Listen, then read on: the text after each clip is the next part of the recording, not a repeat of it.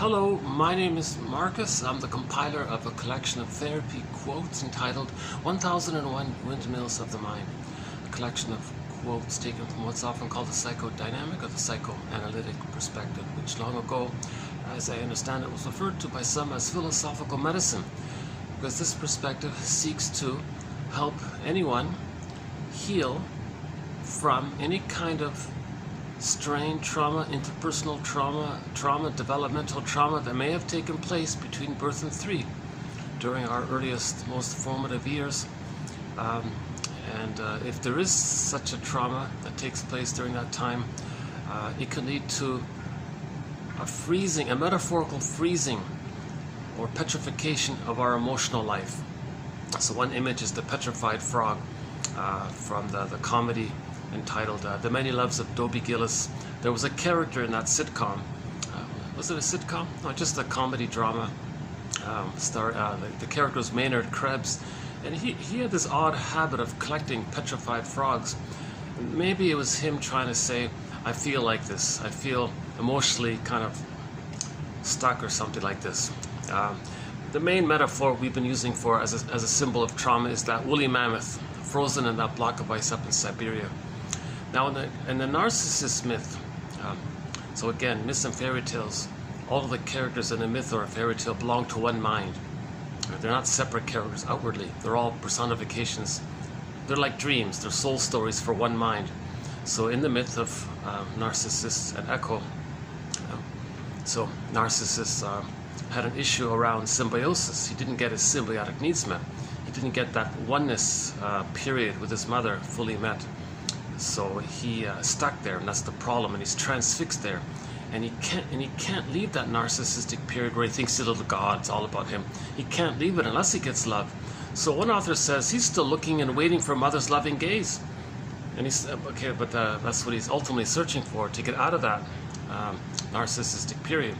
So again, the baby can't leave primary narcissism, infantile megalomania, the grandiosity. So all babies think they're little gods, they're magic sorcerers, they think everything is for them, about them, unconditional hallucinatory omnipotence. They think they're the center of the universe, or they're the universe, it's all about them, everything serves them. They send out the waste, the placenta takes care of it, placenta sends down love. Okay, in the nursing time, baby sends out his unwanted, painful feelings, mother replies with love. So he's pretty special and powerful, and he doesn't understand that there's a separation of himself as a person, sort of separate, and his mother as a separate person.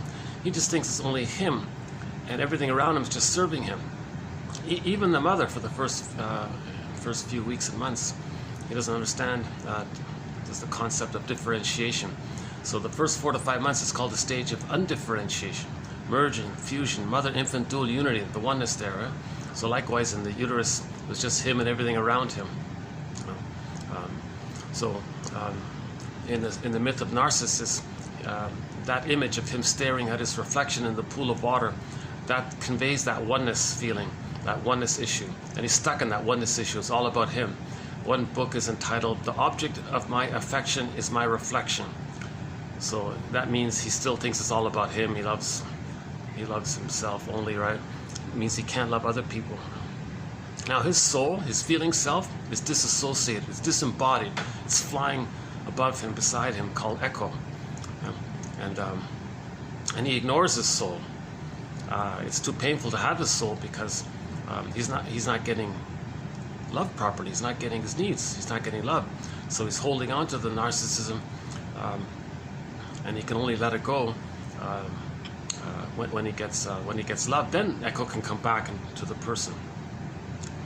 So the story is, one version of the story is that at the end of the story, he turned into the flower. The narcissist flower comes from the Greek word narke, means he was sort of addicted to that idea that he's a little god. If he thinks he's a little god, he's important, he's powerful, he gets a lot of chemistry around that. And he's addicted, and he's always chasing this neurotic pride, this false pride, this search for neurotic glory. This idealized self, this glorified self, the ego ideal. So he thinks everything's about him. So these are the people that say, useful for me, great, not useful, who cares? It's either or. So a lot of either or. So they're extremely egotistical and selfish. No empathy or warmth or affection for others. They're not there yet. They haven't reached that place. They haven't reached that place. The baby in the beginning is just in a state of needing to be loved. He can't give back anything. He can't have gratitude or empathy or care or reparation for, oh my God, for feeling regret. That's not there yet. In the beginning, the baby's just in receiving mode. And if there's developmental trauma that early on, before 18 months, a person can have the narcissistic pattern. That was emotionality, that echo, that his soul, his echo in that myth. Not many people know this, but echo turned into stone. So that, again, that's a symbol. Again, people don't take things too literally. In metaphors and symbols, they just point to something. So the image of the person's soul being like stone or petrified frog or frozen woolly mammoth, that just points to the idea that the person feels kind of stuck or feels that they can't know their feelings. One jargon is alexithymia, no words for feelings. They don't know what they feel. You don't know what you feel. I mean, geez, you're going through life. It's called living the provisional life, the unlived life. Life is feeling, and then when you feel, that means you're to feel safe to feel. That means you have your identity. So you have your ontological self. So it's linked. I feel, therefore I am. If we don't have our feelings, we don't know who we are. So at midlife, people say that something's missing, that kind of thing. I forgot. I mentioned in the last video, I would look up the lyrics to the song "Turn to Stone" by the rock band ELO. The singer was Jeff Lynne. We don't have any songs from that band on our soundtrack, but I'm reminded of that song, "Turn to Stone," and I think the lyric was, "When you're gone." He's saying to his girlfriend, "You know, girlfriend, when you're gone, I turn to stone." Whoa, whoa. No, when she's gone, he's reminded of how he already feels like stone inside, petrified, frozen. So when he fell in love with the girl, he had some kind of revival of. So again, when there's trauma, it's repetition compulsion. The fantasy is you want to find somebody who reminds you psychologically of your mother, and then you're revived and you recreate the bliss that you needed or had. So there's the falling in love period. Again, in that early period, it's the oceanic feeling, oceanic one. Okay, again, the baby in the womb, oceanic feeling, oceanic oneness, the Garden of Eden, Unico Mystica, Shangri-La, Shambhala, this paradise, heavenly feeling. And that's meant to continue for the first 4 to 5 months. Babies can't have paradise lost at birth. They need an extended paradise, and that's the role of the mother, to provide that extended paradise for the first 4 to 5 months through her holding, her reverie, being attuned, and so on, and accepting and seeing, feeling, hearing, soothing the baby. The baby does these things for himself, so he needs that kind of a reverie and music with the mother. Yeah, we talked about the music last time. 2541 for the psychoanalysis of music. Some ideas around that. It's not a perfect theory, but it has some good ideas by Francis Mott and Grassi and a couple of others. So in that song, so maybe the guy, so the falling in love period is that if the person as a baby didn't get the love that he needs from the mother, he's frozen. That's a trauma. When there's trauma, we repeat to see if we can change the past, undo the past, get the needed past, repair the past, get the needed. So how does a person repeat that? Well, they'll look for someone who reminds them of the mother. That'll trigger the original memory of the mother. Now, they fell back. It's called falling, like you fall back. It's called transference. You transfer the past unfinished business with the mother into the present. So you transfer the unfinished emotional business with the mother to the partner in the present. It's called transference love. Then you fall in love back and you transfer, fall, right? So there's the past-present link. So the person finds a woman who reminds them psychologically of their mother. Then they feel one with her again. So there's the needed bliss. There's the honeymoon period, spellbound, bedazzled, love trance. So he's got a great hope. He's very excited. So he's alive now because he believes that now he's going to get his love needs met. He's got a second chance, so he feels alive now again. He's brought back to the place before the trauma, because now finally his partner is seen emotionally as the parent. Okay. But with the fantasy, the projector's fantasy is that the partner is going to be the needed parent that should have been there in the past. So he's very excited. So then he says, oh, wait a minute, if you're going to leave, if you're not around, if you're gone, I turn to stone. Oh boy, he's just brought back to how he felt before he met her. That issue he had already existed before he met the girl. So she didn't cause that. She just reminded him of how his mother turned him to stone emotionally, kind of thing. We're not, right? So, the psychoanalytic perspective has a wide variety of constructs and ideas and theories and models, and sort of to help a person, to help anyone kind of represent this, conceive this, formulate this, construct in your mind so that we can mentalize it and accept what happened. If we can accept what happened, then we get our feelings back. Then the frog comes back to life, the woolly mammoth is free. Joy and sadness in the Disney movie Inside Out comes back to the console. Another metaphor for trauma is in the Disney movie Inside Out, where joy and sadness got zooped into the other world. Or in some myths and fairy tales, the golden ball gets pulled down into the tunnel. Or Miss Core in the myth, the Demeter core Persephone gets yanked down into the underworld, symbol for the unconscious, meaning the non-reporting brain. So that's called repression. Myths and fairy tales discuss psychology. That's repression. A baby has a feeling, need, wish, and all that. It's pure, it's innocent. Mother doesn't get it. Child feels scared to have his feelings. He feels shamed, shame.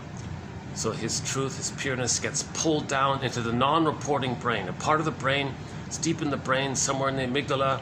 Okay, so that's called the non-reporting brain. The implicit memory system. It's recorded in the brain. The child remembers it, but not consciously. It's unconscious memory. That's the non-reporting brain. So again, when the brain sends us information, knowledge, energy, that's sort of our mind, our consciousness. And it would like to send more, but when it can't, that's the non-reporting brain. But it's recorded there. So that's the unconscious as well. So in the unconscious, it's pre-verbal, it's pictorial, no time, myth and fairy tale. Because the pictorial, things are exaggerated. It's like a dream world. Things are condensed. Things flip around. Lots of projection. Going on. For example, the baby can't handle his feelings of rage at the mother shaming him, so he says the mother's raging. The mother has a need. The baby has a need to take in mother's goodness. That's squelched. No, he doesn't want to admit that. No, the mother has a need to take him in. Okay, so the last video. The 3 hour, I think it's the last video just got uploaded a few minutes ago, 3 hours and 8 minutes, I think. That wasn't too bad. I was very caffeinated in my last video, so maybe that wasn't too bad.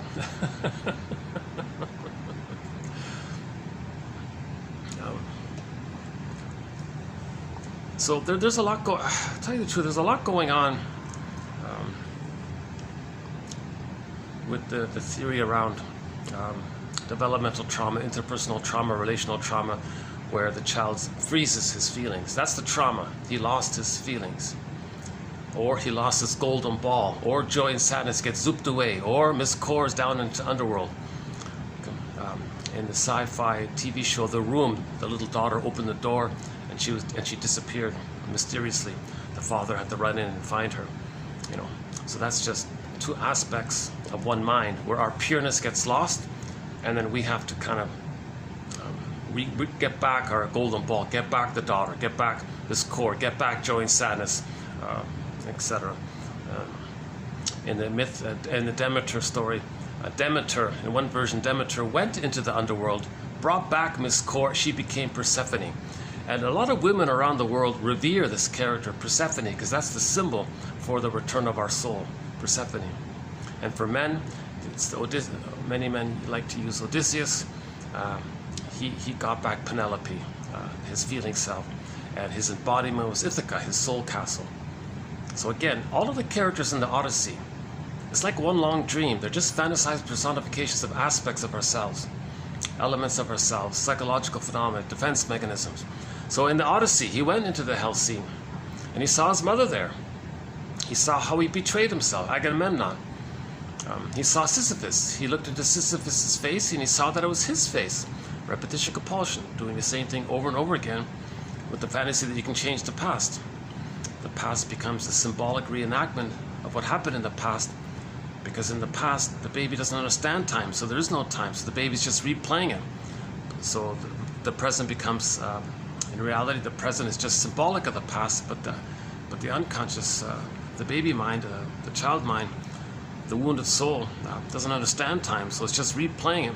So it gets the person to distort the present to maintain a fantasy that we can change the past. So the present just becomes like some kind of symbolic replay, rerun of the past, a new edition of the past. Now, the positive intention is to make the person conscious of what happened in the nursery. So that's another key area. It begins with TQ 2119 by Paul B. Russell. When there's trauma, we repeat, we reenact, we restage, we recreate what happened in the nursery, symbolically in the present with others, to like a casting thing, like a theater thing, to represent what happened in the past. Okay, so if the mother shamed the baby, maybe later on the person shames others to replay how the mother shamed them. Or direct reenactment, the person just goads others to leave them, to replay how the mother left them. And we played the song several times. I won't do it again, by War and Zevon. If you won't leave me, I'll find somebody who will. That song there. We talk a lot about forgiveness. We played Bruce Springsteen's, if you look up Bruce Springsteen Independence Day Toronto on YouTube, listen to the introduction to that song. That's a good starting point for forgiveness. Yeah, we talked a fair bit about that yesterday. I won't redo it here. What I'm thinking, in most videos I do provide some kind of overview of the psychoanalytic perspective. I think, due to a little tech issue here, my battery's running out. I'm going to do things in reverse maybe. I'm going to start now in on the quotes and then see how it goes after that. Maybe I'll update the introduction. So hold on a second, let's get this back up here. So we're trying to upgrade.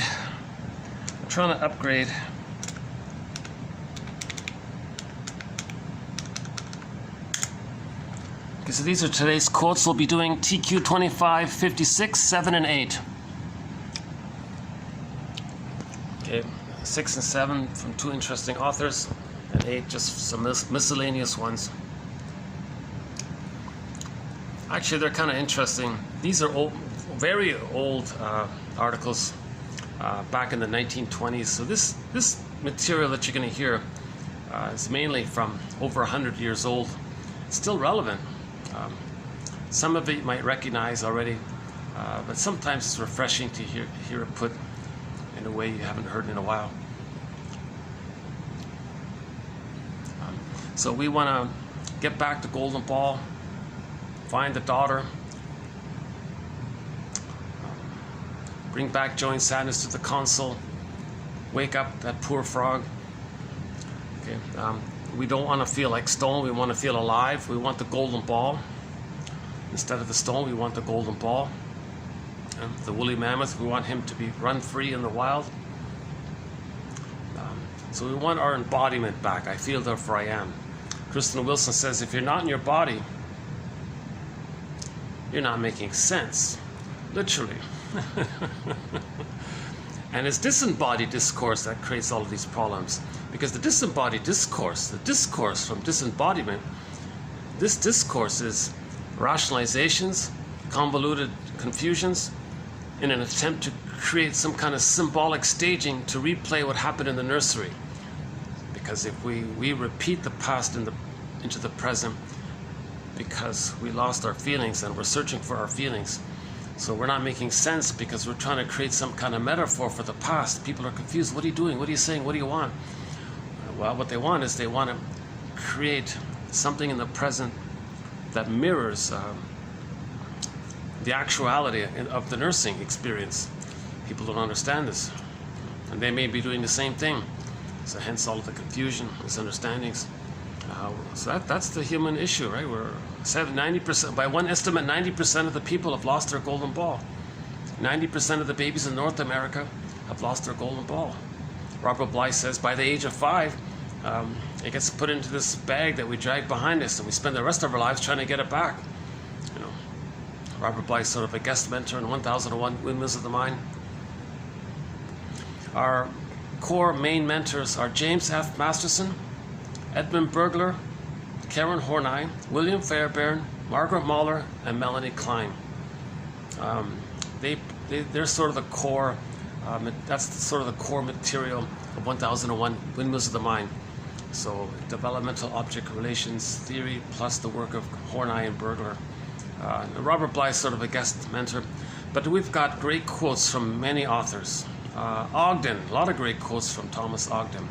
James Grotstein, a lot of great quotes. Dorothea MacArthur, Aletha Horner, the list goes on. It's a lengthy list. We have almost 10,000 quotes now in the psychoanalytic perspective. It's like a second language, filled with, yes, it's filled with jargon. Robert Bly says, forgive psychology for its jargon, just forgive it. I heard him on a tape say that to an audience of men. I imagine maybe somebody in the audience was rolling their eyes at what he was saying, and he just blurted out spontaneously, oh, just forgive psychology, will you? Just forgive psychology for its jargon. Robert Bly was a very humorous guy. Yeah, his audio is very good about shadow work and facing shame and so on. The mythopoetic movement.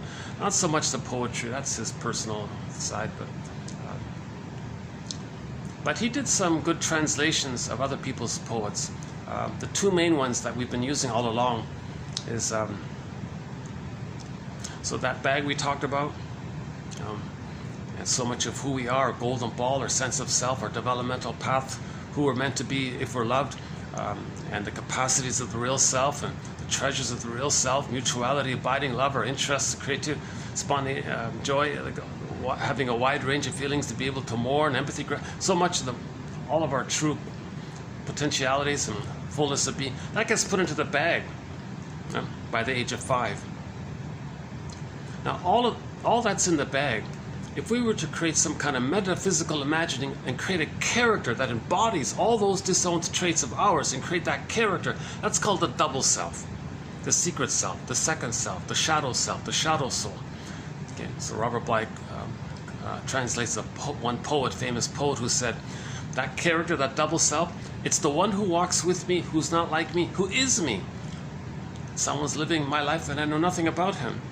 Okay, so this character in literature called the double self, that's a literature device, a psychotherapeutic technique to help us to be aware of us that we don't know about. So we dialogue with this character, we dialogue with the double self, because he's us, but we don't know it. Okay. So the Otto Rank has a very good essay called The Double, and he based it on the play called The Student of Prague, and it was about a guy. It was a sci-fi, metaphysical, science fiction story where he met this other guy. He didn't know that other guy was him, and when he quarreled with this guy over nothing, and he hurt that person, he was hurt. He never made the connection that he was arguing with himself. And on the tombstone it said, here's a guy who faced himself and didn't get it and lost and all this. It was a teaching tale that he was meant to befriend the character, get to know him, listen to him. What does he have to say? Okay. Darrow puts it this way. He calls that character the skeleton character, invisible, you don't see. That's what he means. So he says you want to welcome this double self, or he calls it the skeleton. And you want to welcome the skeleton, if we use Darrow's metaphor, to the fireplace. Give him the best seat. Treat him as an honored guest. It's yourself, remember? Treat yourself as an honored guest house, who had a right to be, who has a right to be. He's a wise teacher, teaching you that he's you, and that he's looking for you, and that he is you. He's a wise teacher. He's helping you, and you want to befriend yourself like that. So that in the Student of Prague story, he didn't get that. That was the lesson of it. Very good essay by Otto Rank called The Double. And they made some kind of pitiful, I couldn't follow it they made a silent film. Oh, back to the 20s again. It's interesting about the 20s. There's a lot of psychoanalysis material that came out in the 20s, I noticed. Like these two guys here, coming up, 1920s. Oh yeah, that's the Secrets of the Soul film was also from there. The first true main sort of film about psychoanalysis. Was a silent film called Secrets of the Soul. Parts of it are interesting. I think they tried too hard. They made it too scary or something. But it did point out some of the elements of dream interpretation. I don't know how helpful it was in the end, but it was an attempt to teach psychoanalysis using film. And the story was Mr. Freud was against it and says you're going to confuse people or something. Anyways, I won't get into that story, but one sec. Let me just do a little stretch here. Not much to show you, unfortunately. But first day of spring here. You know, I might be able to, let's see. I might be able to use the pool later. It looks promising. I got the chair. Are they setting up? Well, we'll see how it goes. Yesterday I couldn't use the pool. Most of the videos were done downstairs by the pool area. But this is turning out to be not so bad after all.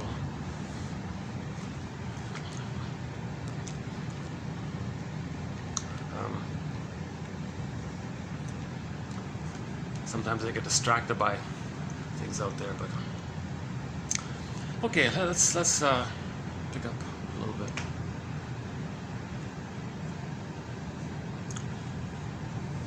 So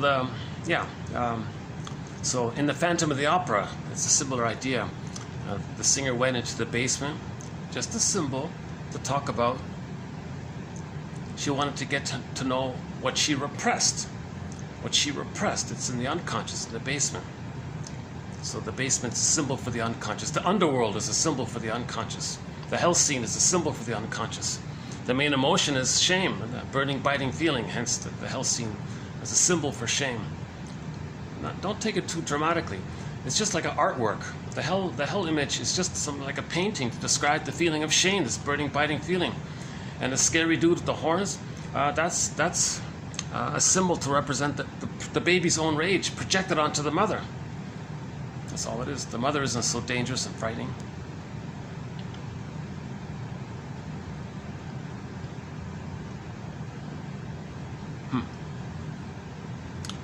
Okay.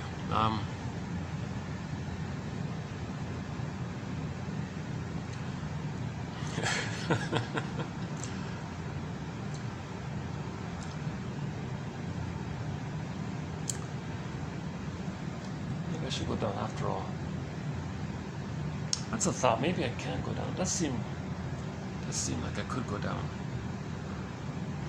Yeah, let's fast forward this video, because that way I can plug in my computer if I do it downstairs.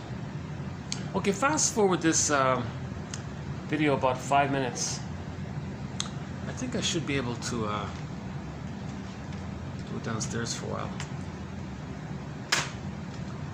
Hold on a sec.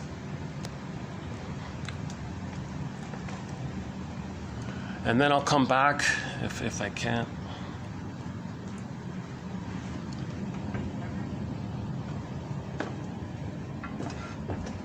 Okay, looks promising. Let's see.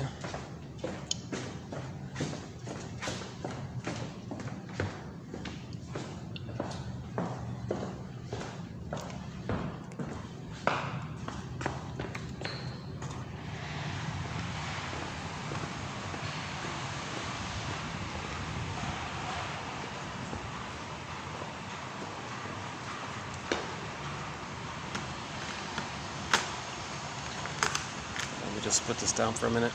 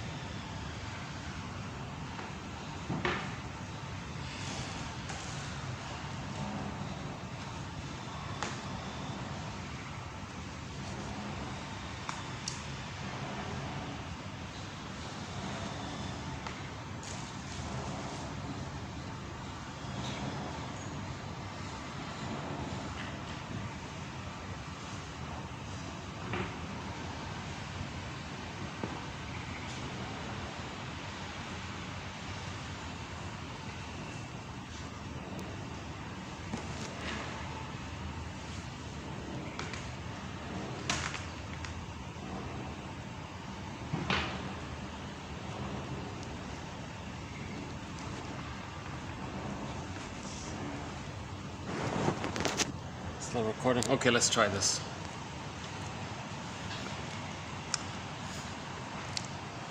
Okay. Okay, let me just jump into the quotes, today's quotes, and I'll come back. Let me just settle in here, okay, for a sec. Oh, this is much nicer. This is my favorite spot right here. It's much nicer here. Yeah.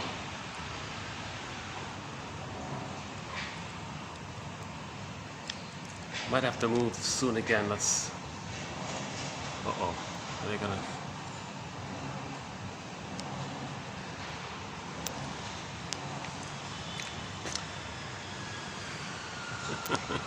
The quotes are posted below. My delivery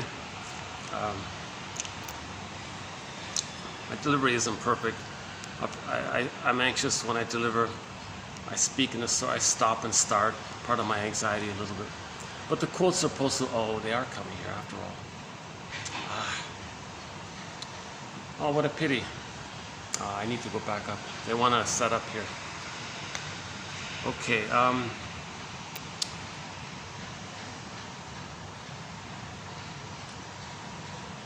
Let's see. Oh, there's some function taking place here. Okay, let's go back up.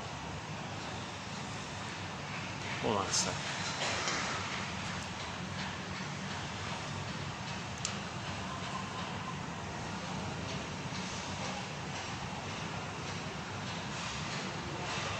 Let me just double check.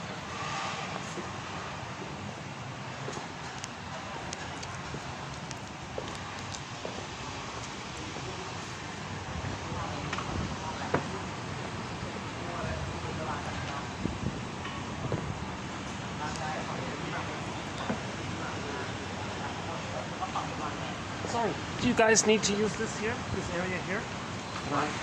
Can I just sit there for a while still, or do you need to do something here? No one there. It's okay, you're okay? Yeah, okay.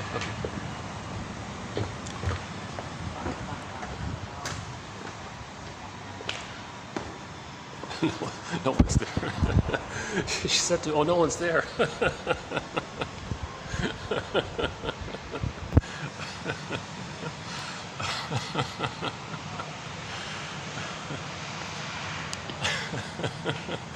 I said, is it okay if I use that area? Do you need it? Oh, no one's there. Let's begin here. Any reasonable person, back to 1920 something, some author said, this is actually written by a medical doctor who was also interested in the body-mind connection.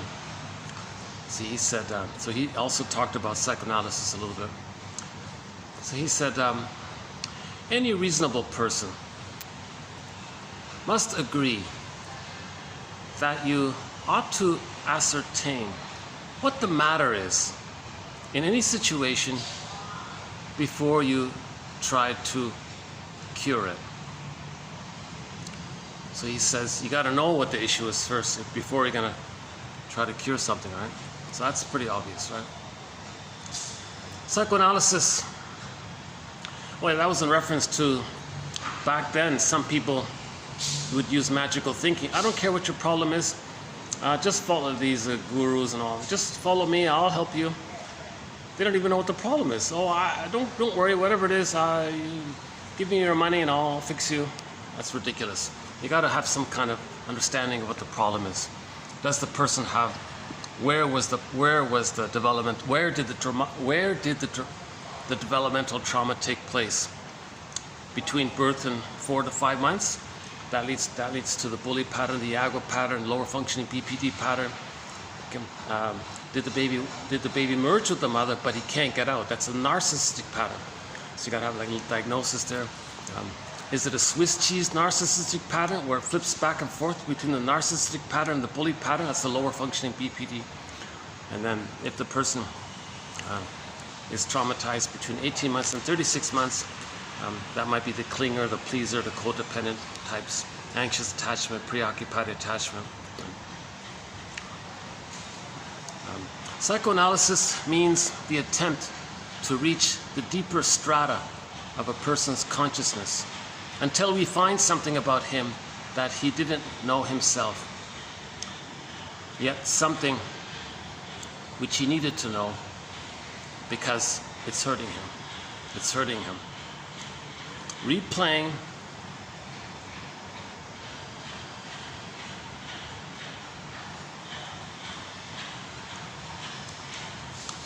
reliving the disappointment, recreating the disappointment without consciousness, it's hurting ourselves, right?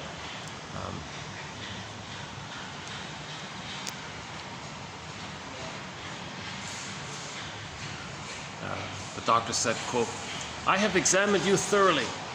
I know that no organic disease stands between you and recovery." He said the doctors need to make that statement. It'll help.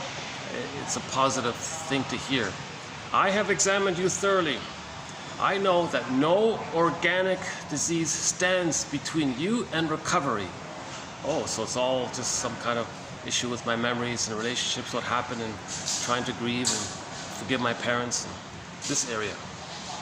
When a person has a pain or any other form of suffering, there are always two elements in that suffering: the thing itself and what he thinks of it. So this is something we all know about it. It's a reaction to your condition that could be causing more pain than the original condition. So this is how that woman Claire Weeks got famous. She wrote her books about this. It's your fantasies around the condition you have and scaring yourself with those fantasies of the thing that you have. Just accept the thing that you have, and maybe it's not that bad, but you're compounding the problem when you think that your symptom is now the cause of future problems. No, the symptom is just a symptom of something. Don't take the symptom and think it's a cause for something else. The symptom is just a symptom of the original thing. So just keep it limited to the original thing leading to a symptom and leave it there. Don't take the symptom and think that's like a new cause for something else for the future. Now you're catastrophizing and imagining things. So what you think about your situation, and his example was, suppose you had the same pain in your shin. Would you have thought anything of it? Then you have led the person to consider the pain on its own merits. So whatever it is you're complaining about, some physical ailment you're complaining about, imagine that same thing on your shin. Oh, okay. Now you're focusing it on specifically. You're not elaborating it too much. If you can channel it to keep it physical. It helps to, I'm not sure how to describe it, but it helps to, well, he says here, you have led the person to consider the pain on its own merits.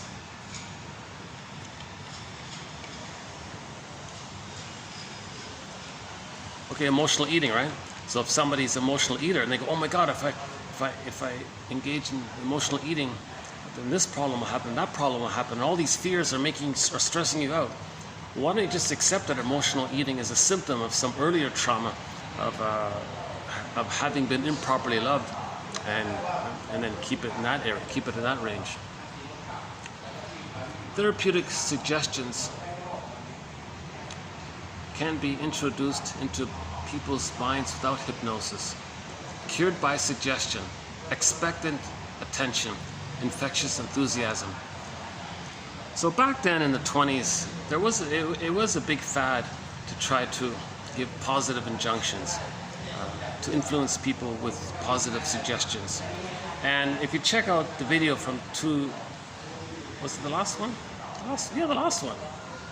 The Morrises, yeah. Check out the Morrises one. The last video, the Morrises would give people positive injunctions. Do I have it here? One second. Okay, well check out the last video. You'll find it.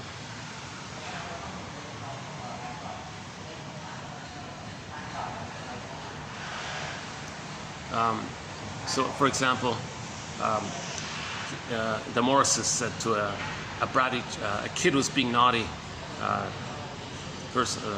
Somebody said to the kid, You know, when you used to go into that bratty place, you were hard to be around.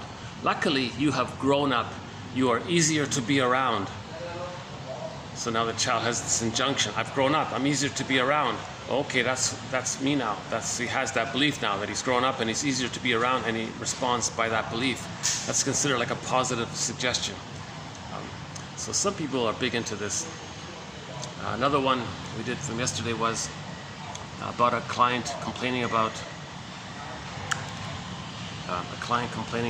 relationships. The therapist said, I may be wrong about this, but I am certain that underneath you really want to be close and loving. And the client was complaining about his fear of intimacy. Oh, I hear you. It's great you recognize that old space. And I know you will be solving your fear because another part of you really wants to be close. Oh, another part of me really wants to be close. And I recognize my old fear. And I'll be solving this fear because another part of me wants to have intimacy. Okay. So the Morrises think you can give these kind of positive sentences if you acknowledge two sides of a situation sometimes, and the authority of the therapist, and if the relationship is there, maybe it can help. I'm not into this area of this positive suggestion area, but and yesterday Morris had another one here about somebody's difficult childhood. The therapist said, I am sorry you faced difficulty so early. But one thing I get from that early story is how you definitely wanted to live and fought for life. You have a great life force energy. Over the time we have known each other, I have repeatedly seen your drive for life, and now I understand it. Oh, he's got a drive for life. He understands it. Now I understand it. The father and the son. This one wasn't bad. The father and the son one. Father said the father wanted to give a positive injunction into his son. Father said, "Look, son, I have known you since you were born, and I can witness that you are a winner and will figure things out. That is who you are." If the son heard that from their father, maybe that positive injunction will work. Right? Another one was a client complained about sadness or something. Therapist said, quote, "I know you get in bad mental places sometimes, and yet you have a tremendous will to live that is greatly admirable. The sky is blue, and you are true." And the last one here was the guy complained about his difficult birth trauma. Developmentally speaking, if a friend repeatedly mentions a tough birth trauma, you say, quote, "I'm glad you were born." So these are like positive suggestions. That's why I'm including it. Just a follow-up from yesterday. So he says here that you can be cured by suggestion, expectant attention, infectious enthusiasm, he said. Therapeutic suggestions can be introduced into people's mind without hypnosis. So hypnosis is an attempt to give a person a positive suggestion. So you don't need to use. It's better if things are conscious.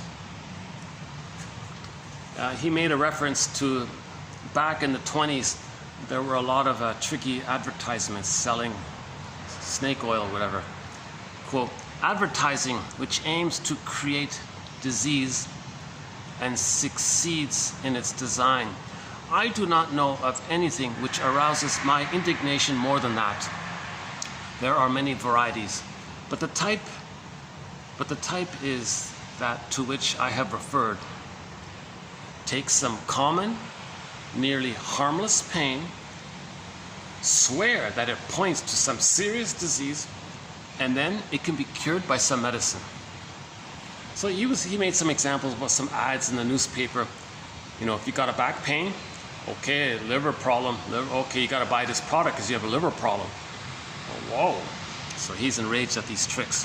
So that's like a negative use of injunction and suggestion.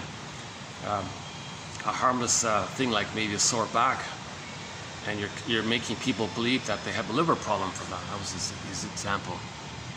Or the other one was the headache one or something. And he likes the phrase, mental second wind. Billy Joel, don't forget your second wind. Well, he says, well, that's also the application of some metaphor to moral and mental life. Don't forget your second wind. So just like emotionally, if we feel tired, take a pause. There's an emotional second wind. Like in sports, people are tired, pause. Well, you get your second wind. Okay, that's it there from Cabot. I forgot his first name. Next one's from Steckel. Oh yeah, I mentioned Steckel in the last video. For some reason, I associate Steckel very much with that comedy show, The Many Loves of Dobie Gillis, mentioned above earlier. There was a very interesting episode featuring Maynard Krebs, the guy who collects petrified frogs, and they wanted to understand him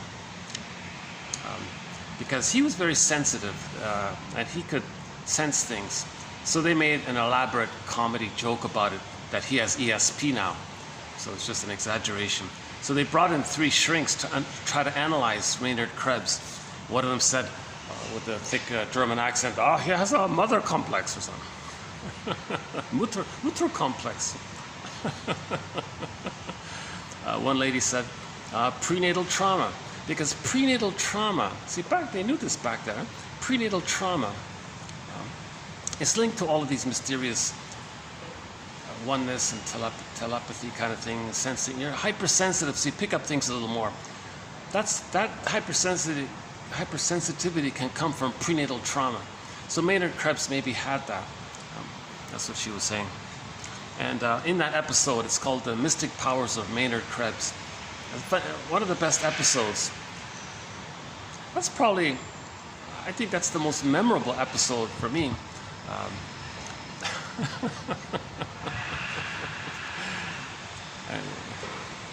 That's a funny, if you're just going to watch one episode of that comedy show, The Many Loves of Dobie Gillis, just look up that one. I think it's season 3 or something. But in the beginning of that episode, I remember the teacher. So this was like a high school comedy thing. The teacher on the blackboard was introducing psychology, and he had on the blackboard Steckel's name. He said, "Okay, class, we're going to teach you a little bit about psychology," and he had the name of Steckel. That was the center name on the blackboard, and that stood out for me. I looked it up. Oh wow, who's Steckel? Never really heard of him. And sure enough, he is kind of interesting. He talks a lot about dream interpretations. So here are a couple of quotes from Steckel. Wilhelm. The dream as a picture of both sides. A dramatization in which the cravings as well as the inhibitions find pictorial representations. The wish and the fear. So in the dream, we may have some kind of sense that we wanted something and we were afraid. That can come up in a dream. For example, since the neuroses expresses the struggle between craving and repression, right, wish and the fear, under the form of some kind of compromise, we may appreciate the client's trouble. Okay, for example, religion. So religion is a metaphor for psychology, right? As noted in the religion as metaphor for psychology example, quote, and so in some religious book somewhere it says, renounce all your joys and prepare yourself to be judged or something. Okay, so that's in reference to this. So when you were a baby, you had a joy, a wish, and then you was judged. No. Okay. So religion just describes that and scares you. It doesn't teach you that it's a symbol for you, that it's basically like a dream. Edgar Allan Poe says, all religion, my friend, is based on fraud, fear, imagination, and poetry. So we have a major threat, psychoanalysis of religion. Again, we're talking about the plunder side, not the victim side. We're talking about the plunder side. So we have a lot of good quotes on the psychoanalysis of religion. Steckel was saying a lot of these things are just basically dreams. In other words, just take some dream journals and read them out. People will be drawn to them. He quoted somebody from the 16th century or somebody, some famous philosopher, some anecdote. Father, about dreams. Father. A kid ran up to his father. Hey, Dad, last night I have seen fancy cakes in my dream. Oh, son, that has a good meaning.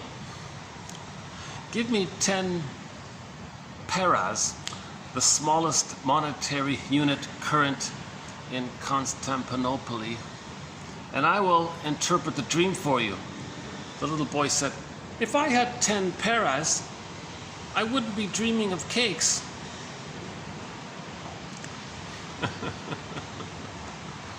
Hebbel's fitting words. In dem Dichtern trumpt die Menschheit, meaning mankind dreams through its poets. So the poets, these poems are like everybody's dreams, he said. The parallels between the process of myth formation, fairy tale formation, and the mental life of the individual. The formation of these myths and fairy tales depends on the mental processes common to all people. Okay, in other words, they're like dreams. Myths and fairy tales are like dreams, in other words. Last one here about sleep. Sleep means re-experiencing one's past. Okay. So you're trying to process the past. Forgetting one's present. Yeah, so because you're not present, you're sleeping, you're not present. And pre-feeling one's future. So you're trying to heal so you can enjoy the future. That's a good one. Sleep means re-experiencing one's past. We're trying to process the past, right? When we sleep, unfinished business, things that we didn't process in our life, when we sleep, we work it through, see if we can process it. Try to feel what we couldn't feel. So there's no present now. In the dream, it's condensation. You might take something you heard on the radio a day ago, something in childhood, and something you saw in a movie 2 months ago, and it all comes together in one scene, or some conversation you had with somebody long time. Things can blur around, things can be displaced, condensation, displacement. So we're trying to process, and we're piecing things together to create things to see if we can process it. So when we dream, when we sleep, we're trying to process what happened in the past, so there's no present anymore. But by doing so, we're trying to prepare ourselves to feel for the future. That's a good one. Okay, let's do the next one here. Sorry if you see me a little sweat here. It's still a hot day, although it is breezy. Let me get a little breeze here. Let me get some breeze so I can cool off here a little.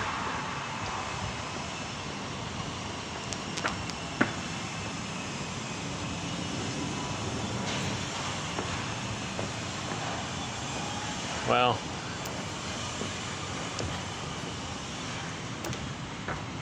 let's just stick with the quotes here. Okay? Do you need this place here? It's okay? Hold on a sec.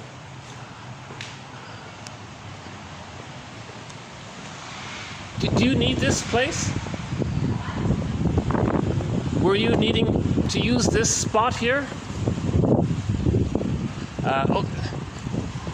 Is it okay if I use that spot over here? No, you're okay. Okay, you're okay, right? Okay. I thought maybe you wanted to use that. You needed to use that area. No. I'm looking for chairs to sit here. I don't know how it's work. Oh yeah. I don't have a clue if it's okay to sit here or not. Yeah. Sometimes they do put out deck chairs. I don't know why. Sometimes they have it here. How it works, but. Just stay in the water. But there's some nice chairs just right there. Okay.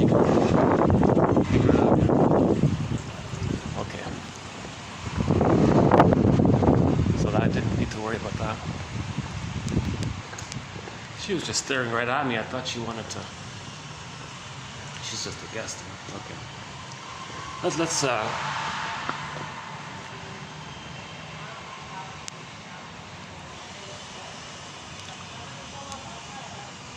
okay, next one. Next one is an assortment of quotes.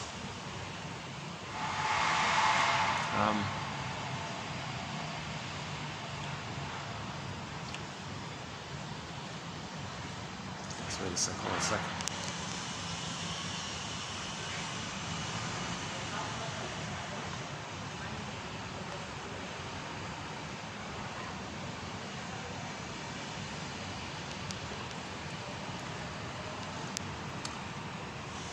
So the next set of quotes, I can't really say too much about it. It's about the physiology issue. So the assumption that states of emotion or affect and physiological states can interact and be seen much more clearly to be full partners in the causation of such things as hypertension, headaches, skin issues, etc. So in other words, anxiety is an old fear coming up. That old fear should be psychological, a memory. But when we were children, our mind was linked to our bodies. So our fears as children linked to our physiology. So if we're triggered and reminded of an old fear from childhood, our body's going to react. That can lead to headaches, migraine, hypertension. If you're stressed, you might get zits. I think that's what that one is. Neurodermatitis, whatever that is. So it's just this issue. It's just a reminder that the baby and the mother, it's a physio-psychological energy for both. The baby's physio-psychological energy is one with the physio-psychological energy of the mother. They're one there. It's all blurred like that. So if the mother's stressed out and the child identifies with her stressed out, he's stressed out. Or if the child's not getting love and safety, he's scared, his physiology responds. Okay, so body-mind link. So if there's an issue around that, later on we're reminded of that issue called anxiety, we may get the physiological responses. Clients can be flooded with affect, triggered by cues from any number of sources, physiological, imaginistic, interpersonal. However, they have no clear idea as to what or whom their feelings relate.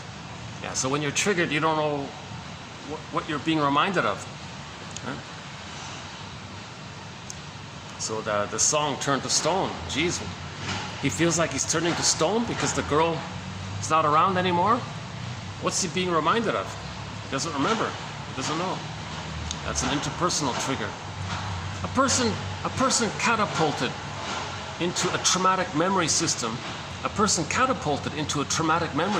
meaning triggered, may be flooded with associated emotional and physiological responses to the original trauma without necessarily realizing such memories are being stirred up. Same idea, right? A person catapulted into a traumatic memory system, so he's triggered, right? May be flooded with associated emotional, physiological, okay?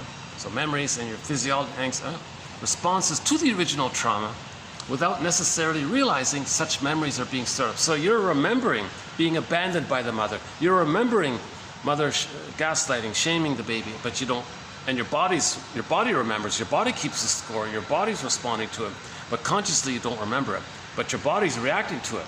So a person goes, why do I feel so anxious? Why am I tense? Why do I have this anxiety? Why do I have zits? Or headache or hypertension? Why do I have these physiological responses? Okay, well, it's the link between body and mind. Last one here. Core affect must be experienced at moderate levels. High levels trigger overwhelming anxiety and block cognition. To integrate the cognitive and physiological aspects of emotion. Okay, so if we're too triggered, we can't think about what's going on. But if we're like maybe a little, almost maybe a little triggered or something, then maybe we can think about what's going on here. So then you read Susan Campbell's self-help book, From Triggered to Tranquility, or TQ 2360 on that one. Well, here's the last one. I describe the impact of neurophysiological trauma memory as time collapsing. No time. The unconscious doesn't understand time. The skeleton character, the double self, the secret self, the unconscious self, the inner child of the past, okay, it doesn't understand time. Since in the trigger moment, the child or adult is no longer able to distinguish between the original cause of the trauma and their present experience. So you have a present experience, some benign little thing in the present. The girl went away and he felt like stone. Okay, so him feeling like stone means his emotionality doesn't understand time. His inner child doesn't understand time. So time collapsed, he means. There's no time. That's not a bad one there. I describe the impact of neurophysiological trauma memory as time collapsing. Okay, so the present is still the past. The present is the past. So back to that quote from the Greenberg movie. Quote, the therapist said to the guy, quote, "You have trouble living in the present. So you dwell in the past because you never really lived it. You couldn't process it. Unfinished emotional business. So he's carrying the past everywhere he goes. The present is still seen as the past again. The present is just some kind of cognitively knows he's in the present, but emotionally he's still in the past. You see, that's the time collapsing one. Again, I describe the impact of neurophysiological trauma memory as time collapsing, since in the trigger moment, the person is no longer able to distinguish between the original cause of trauma and their present experience. Their present experience feels like the original trauma. Oh boy, see? So if we're triggered, we got to be conscious. You got to say, okay, an old childhood fear is coming up now. Something triggered me. An old childhood fear is coming. I was abandoned. Mother was engulfing, impinging, gaslighting, misattuned. Didn't meet my, didn't respect, didn't see me, didn't give me safety. Those old fears are coming up. Oh, somebody else here. Hold on a sec. Try not to get anybody in the camera, but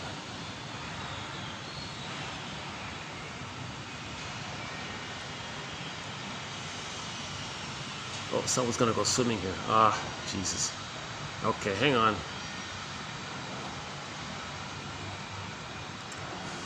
Okay, someone's gonna, let's take this upstairs then.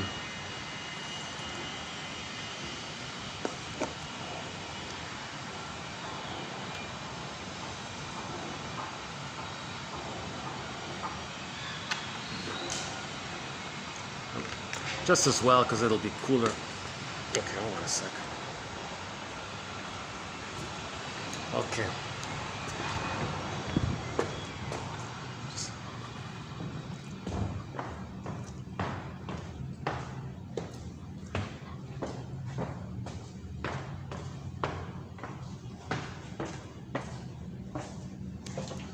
Let's go back to my nice cool spot here.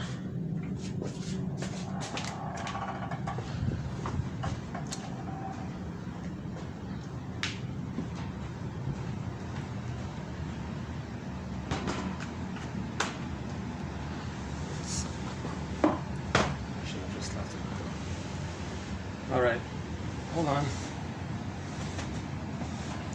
Give me a minute to get my stuff here. Hold on a sec.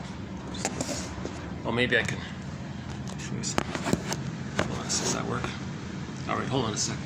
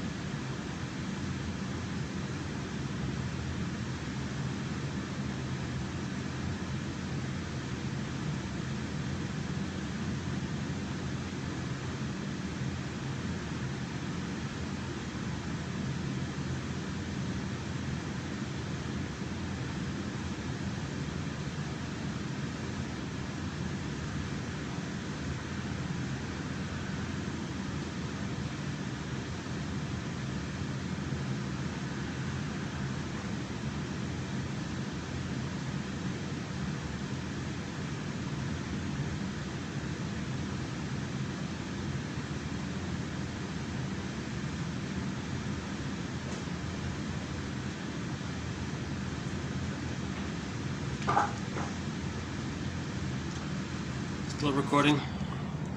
Okay, still recording. Okay.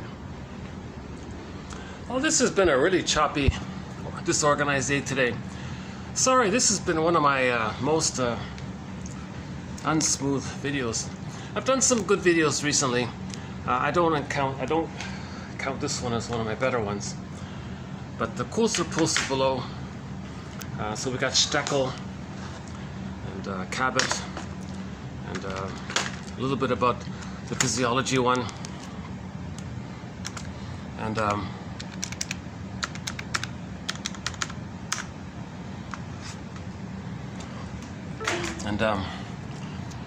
we'll just end up with a little bit about this whole pollution issue. TQ 2500 on the psychoanalysis of pollution. Okay, people pollute to communicate as a symbol that they felt emotionally polluted by their mother, meaning the mother didn't meet the baby's needs. He felt polluted somehow. He felt violated or hurt, or baby felt shamed. So he felt kind of metaphorically polluted.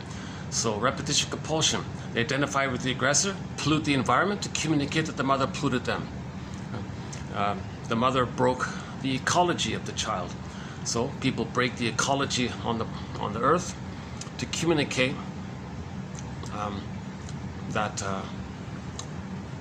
to stay loyal to the mother, because they have identified with the aggressor. So again, the more abusive the mother is, the more the child becomes like her. Okay, so the more the mother's love is unavailable, the more he needs her, the more he's going to cling to her.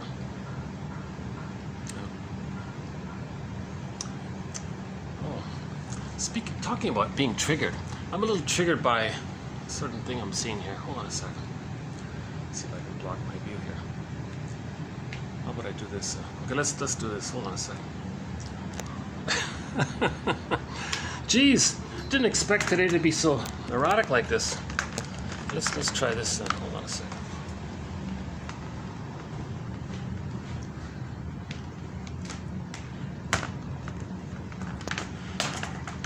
This has been a real... Should I do this video over?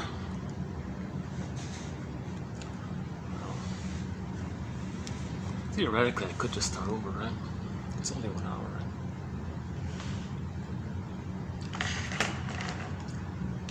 Well, to anybody who may be watching this video, not all of my videos are like this. If you want a better video, just randomly click any of the other videos in the past 6 months. Chances are it'll be not too bad.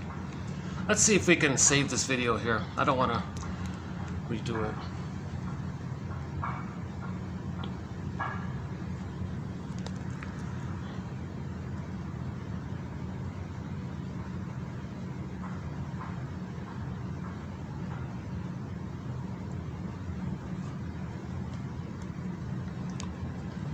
So in the last video, I was a little animated in the last video because of a news item about somebody destroying the ecology of a certain place. And someone said to the person, "You're destroying the ecology." Okay, so that person wants to communicate that when they were a baby, the ecology with the mother was broken. The smooth, the flow, the rhythm with the mother, the ecology, the back and forth, the reverie, that was broken, that was damaged. So he's willing to destroy. So when we repeat, we do something in the present that's a symbol for what happened in the nursery. So he wants to replay what happened. So he identifies with the aggressor. So again, the more abusive the mother is, the more the baby sticks to her. It's just a phenomena that takes place. The more the mother's love is unavailable, the more the baby needs her love. It ends up like a Velcro thing. He's stuck in the tar pit of a negative union with the mother. He even identifies with her to stay with her because he's waiting for the mother to change her ways to provide the love so he can feel safe enough to know himself. The baby can't know himself if he doesn't get the love. So if the mother's not loving him, he's going to be like her, waiting for her to change her ways. So he'll identify with her. Now, if he's going to become her, that's a trauma. Now, when there's trauma, we recreate. in the present, symbolically, something to represent the trauma in the nursery, with the fantasy that we can change the past. So the mother broke the ecology of the natural rapport that should have taken place between the mother and the baby. He identifies with the aggressor, replays it by seeing himself onto the environment, damages the environment. He might see him and his mother on the environment. Will damage the ecology, the flow, the rhythm, the beautiful rhythm and smooth thing that takes place between the rivers and the lakes and the animals and the wildlife, all this. Well, break that, because he wants to replay how his mother broke the ecology with him and his mother. The repetition compulsion. Now, so pollution, communicate. So let's try this. So why people pollute? Okay, number one, to communicate that they felt polluted by the mother.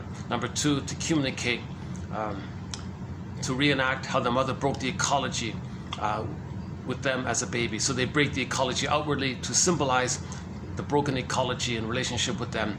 Again, when we create something do something in the present, that's some kind of symbolic staging of what happened in the nursery. There's the fantasy to change the past, undo the past, correct the past. Repetition compulsion theory.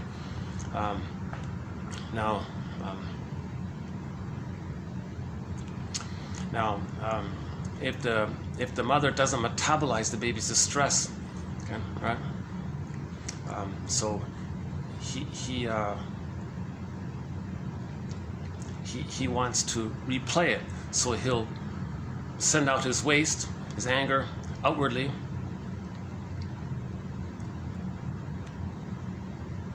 And the mother's supposed to reply with love. So he'll pollute the planet and then want goodness back. So in that example from yesterday, they destroyed the ecology and for a quick buck in some other way. So they did some harm and they got some profit. So that's a replay of the dynamic where the baby in the womb sends his waste and he gets love. Okay, then oxygen, food, nutrients get sent down the center vein in the cord, and the waste elimination spirals up around that center vein, the helix. So that's the symbol of the medical profession, the seducia, right? Based on the umbilical cord, the veins in the umbilical cord. So baby sends waste, he gets love. Baby sends waste, he gets love. There's a problem there later on. Okay, send damage, create waste, pollute, and he wants to get some kind of benefit in return. Okay, so he's trying to reenact the failure of what happened, do a staging thing to communicate what happened with the fantasy that he can change it. Doesn't work. If he acts like that, right, causes pollution, gets some profit, it doesn't change what happened in the nursery. Now, the oxygen example was, and yesterday those poor fish died because partly because of lack of oxygen. While in the birth trauma, maybe the baby felt there was a problem with the oxygen area. So those fish died because of lack of oxygen, let's say, or not enough ecology. Well, the person is saying, well, when I was a baby, I didn't have the ecology. There wasn't a smooth birth. Didn't have enough. I was difficulty breathing in the birth process. So he's going to reenact what happened in the nursery, create it symbolically in the present, thinking that if he replays it, he can change the past. Repetition compulsion is the fantasy of wanting to change the past, undo the past. So we recreate it, we stage it in the present. So pollution is a part of the staging process. Okay? So pollution is sending out the waste. Okay? Now another aspect is that the cord is removed too early. The cord should stay ideally. It's called a lotus birth. So if there's a problem there, or the mother, likewise in the nursing period, in the first 4 to 5 months, the mother's meant to metaphorically metabolize and process the baby's unwanted, distressful emotions. If she doesn't do it, the mother didn't handle the baby's quote-unquote wasteful emotions. That's unwanted, wasteful emotions needing to be metabolized. Repetition compulsion. Send out pollute. So 10 billion tons of plastic are now in the ocean. So they keep polluting because they think if they recreate the original issue, they have the fantasy that they can change the past. It doesn't work. Okay, another component to pollution is that there's a greed component, because obviously they're getting some kind of financial reward. So if the baby didn't get the goodness of the mother, the world is seen as symbolic breast, so they want to extract goodness. It's insatiable because nothing in the present can change what actually happened in the nursery. And they do it again and again. And this time, baby's in a state of timeless. Time collapses. That one there, right? Right? That one there. I describe the impact of neurophysiological trauma memory as time collapsing. Since in the trigger moment, the child or adult is no longer able to distinguish between the original cause of trauma and their present experience. A person catapulted into a traumatic memory system may be flooded with associated emotional and physiological responses to the original trauma without realizing such memories are being stirred up. Right?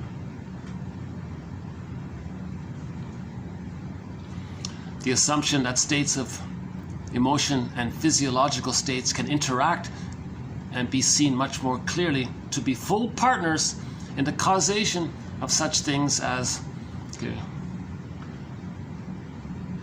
and then they may act out. If there's hypertension, maybe they want to act out or something.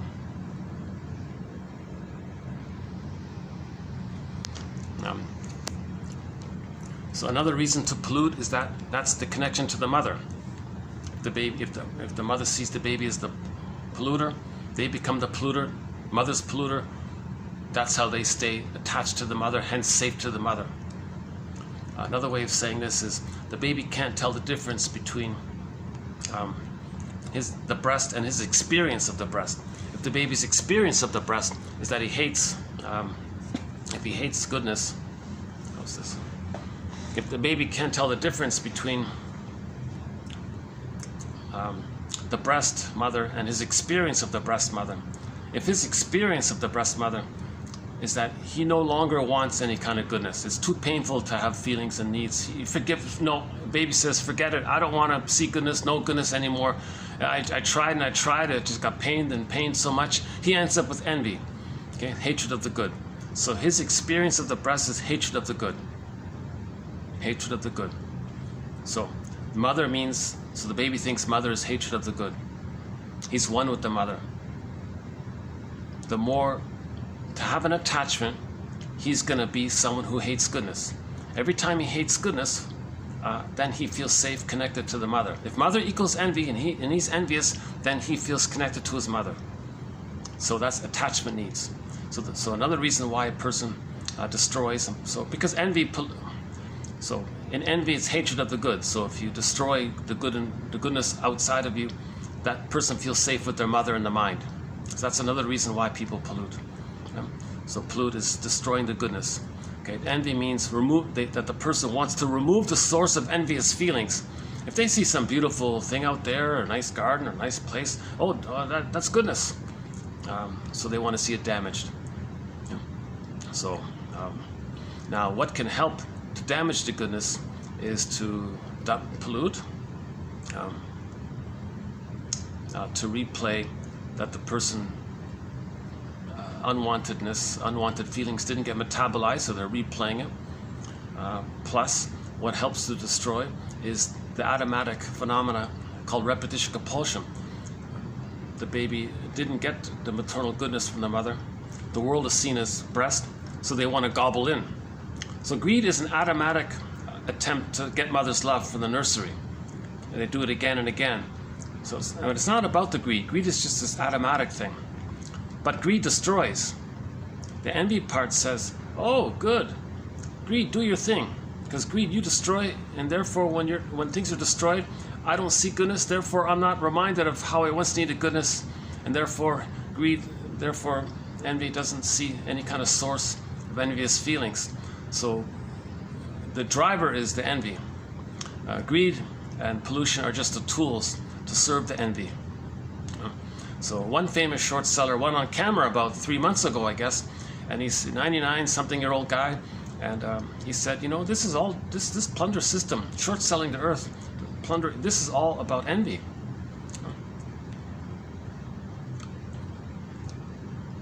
Not everybody has this kind of level of envy, right? Now that short seller guy is doing all the damage. I notice it's kind of annoying. He hires PR firms to brainwash everyone to think he's so wonderful and angelic, and he's helpful and nice. And oh my God! So that replays how, as a baby, he wanted to do wasteful things and be seen as good. It's kind of sad, right? Very sad. You know, the guy can't admit care. Okay, so if he hurts the environment, he identifies with the aggressor because the mother didn't care. The mother didn't care. From the baby's perspective, the mother didn't care. Okay, so the baby's nursing. Baby says to the mother, I need a safe connection with you. I need to feel warm and safe with you. I need your presence. Mother can't do it or unavailable. The baby feels hurt and scared and sacrifices feelings, feels enraged. Mother, don't you care what you're doing to me? Mother seems indifferent, identifies with the aggressor, and replays what happened, causes shame outwardly, and doesn't care to show and communicate what happened in the nursery. Okay, so we got a lot of work to forgive our mothers for doing this. The greatest hurt of all, mother failed us. The greatest hurt of all, quote, mother failed me, meaning she failed to provide a secure attachment style. Okay, so if mother fails to provide a secure attachment style, in particular between birth and 18 months, the main emotions are hate, greed, envy, spite, vindictiveness, schadenfreude, of course ingratitude, the controlling, the contempt, and a few others. So care, empathy, tenderness, affection, love, concern, forlorn, regret, want to repair. These kinds of things haven't entered the psychological picture. They don't want to go. They don't understand that. Their slogan is my greed or your greed, my envy or your envy. Okay, they're still using a splitting mechanism of either or. The baby uses this archaic anachronistic defense mechanism temporarily. All babies temporarily think good breast, bad breast to manage the anxiety with the mother. Mother's either going to be all good or she's all bad. So the baby creates two mothers in his mind, denies the painful reality, makes up hallucinates a good mother, and then he tricks himself that his mother is all good so he can get in the milk or the powdered stuff. It's a trick of the mind called the splitting mechanism. If he's traumatized at that place, again, this splitting mechanism is meant to be resolved by the age of 3 at the latest. But if it isn't resolved and it's still in his memory template of either or, goddess and demon, then the person goes through life with either or thinking. And they convince everyone, look everyone, it's my greed or your greed, my envy or your envy. No, not everyone is traumatized like that so early on like that. A lot of people have trauma between 18 months and 36 months. That's the pleaser, the caretaker. So they're very helpful. They're the opposite. They want to fix things and move forward and heal things. And so ideally you're better off with pleasers and clingers and codependents, and even though they're a little more emotional, but because they have some care, empathy, and reparation there. Yes, they're a little emotional and childlike because they didn't achieve the psychological birth. But the prior ones, the stingers, the prior ones, they've given up on the soul. Their wounded soul they see onto others and say others are no good. Okay? Now, they take refuge in the grandiosity. Okay, again, all babies think they're little gods. In order for that to be resolved, they need the love. If they don't get the love, they take refuge in that false belief that they're little god. Hence called taking refuge in the grandiose part self. Cynicism gratifies infantile megalomania, etc. So the clingers, the pleasers, the caretakers, they hold on to the original I'm not okay, you're okay mindset. Okay, so in the beginning, all babies begin with I'm not okay, you're okay. Yeah, yesterday I was anxious. Today I'm even more anxious. That's funny, eh? Today I'm actually even more anxious than yesterday. You know, to tell you the truth, I did see a news item today that was kind of upsetting, and I'm trying not to talk about it because that's not what we're trying to do here in 1001 Windmills of the Mind. I want to focus on the psychoanalysis, try to understand it. Again, I'm not a shrink. I'm not a professor. I'm not a social worker. I only have a BA. I'm the compiler of the course. I'm trying to learn this material. So I realize it's very limited. My teaching ability is very limited if I'm so anxious like this. But today I did see a kind of disturbing news event. And a part of me wants to talk about it, but it's going to get us too off topic, I think. If we heal the soul and people have more self-awareness, then we won't do these symbolic things outwardly to communicate what happened in the nursery. So a lot of the disturbing things we see outwardly, it's a continuation of the struggle the baby had to get love from his mother. Okay, put it that way. Actually, that was yesterday. We had that quote yesterday. Maybe it's from the Morrises. Let's see if we can dig it up here. One sec.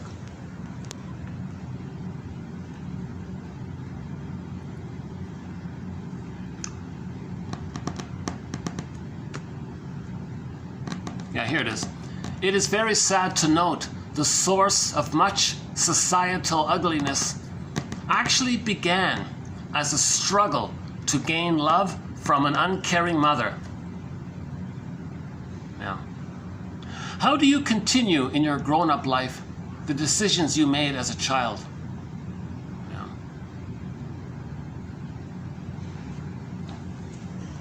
Actually, that wasn't bad. Yesterday's video was okay. I think the Morrises offered a needed kind of band-aid.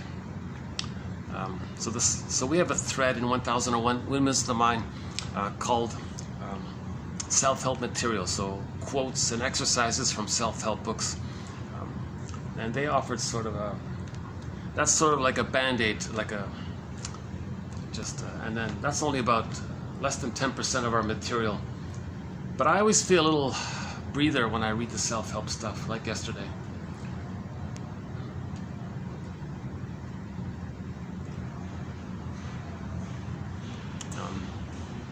So that's quite a bit about why we pollute. Stay loyal to the mother, see if we can fix the mother. Now, in the beginning, all babies think, I'm not okay, you're okay. Theory about that is, baby's in the womb, he's a little god, he thinks he creates everything. He needs his paradise to continue for the first 4 to 5 months. So when he's born and he's not getting his paradise, he thinks, well, since he's a little god, he can fix it. So he'll try to fix the mother, correct the mother, make her be attuned and loving so he can get his paradise.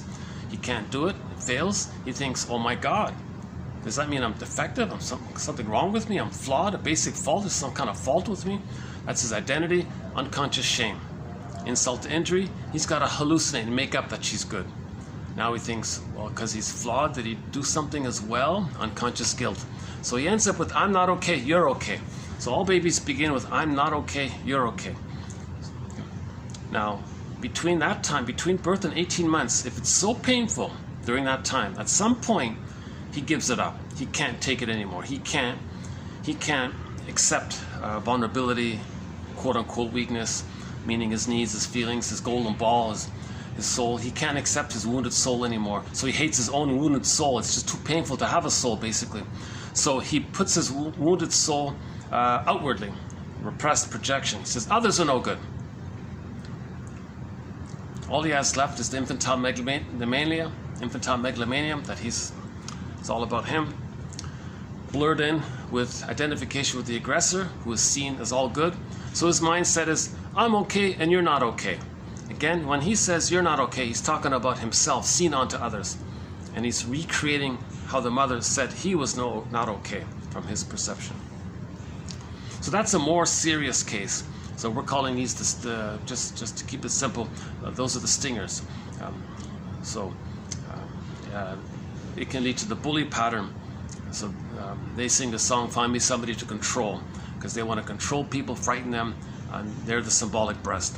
Because the bully pattern means they didn't get the oneness with the mother. They were prematurely ejected out of the egg, or the mother-infant dual unity. And they want to get it back by symbolically scaring someone in the present to be an emotional breast for them, and they want to be controlling now, so that's the bullying part.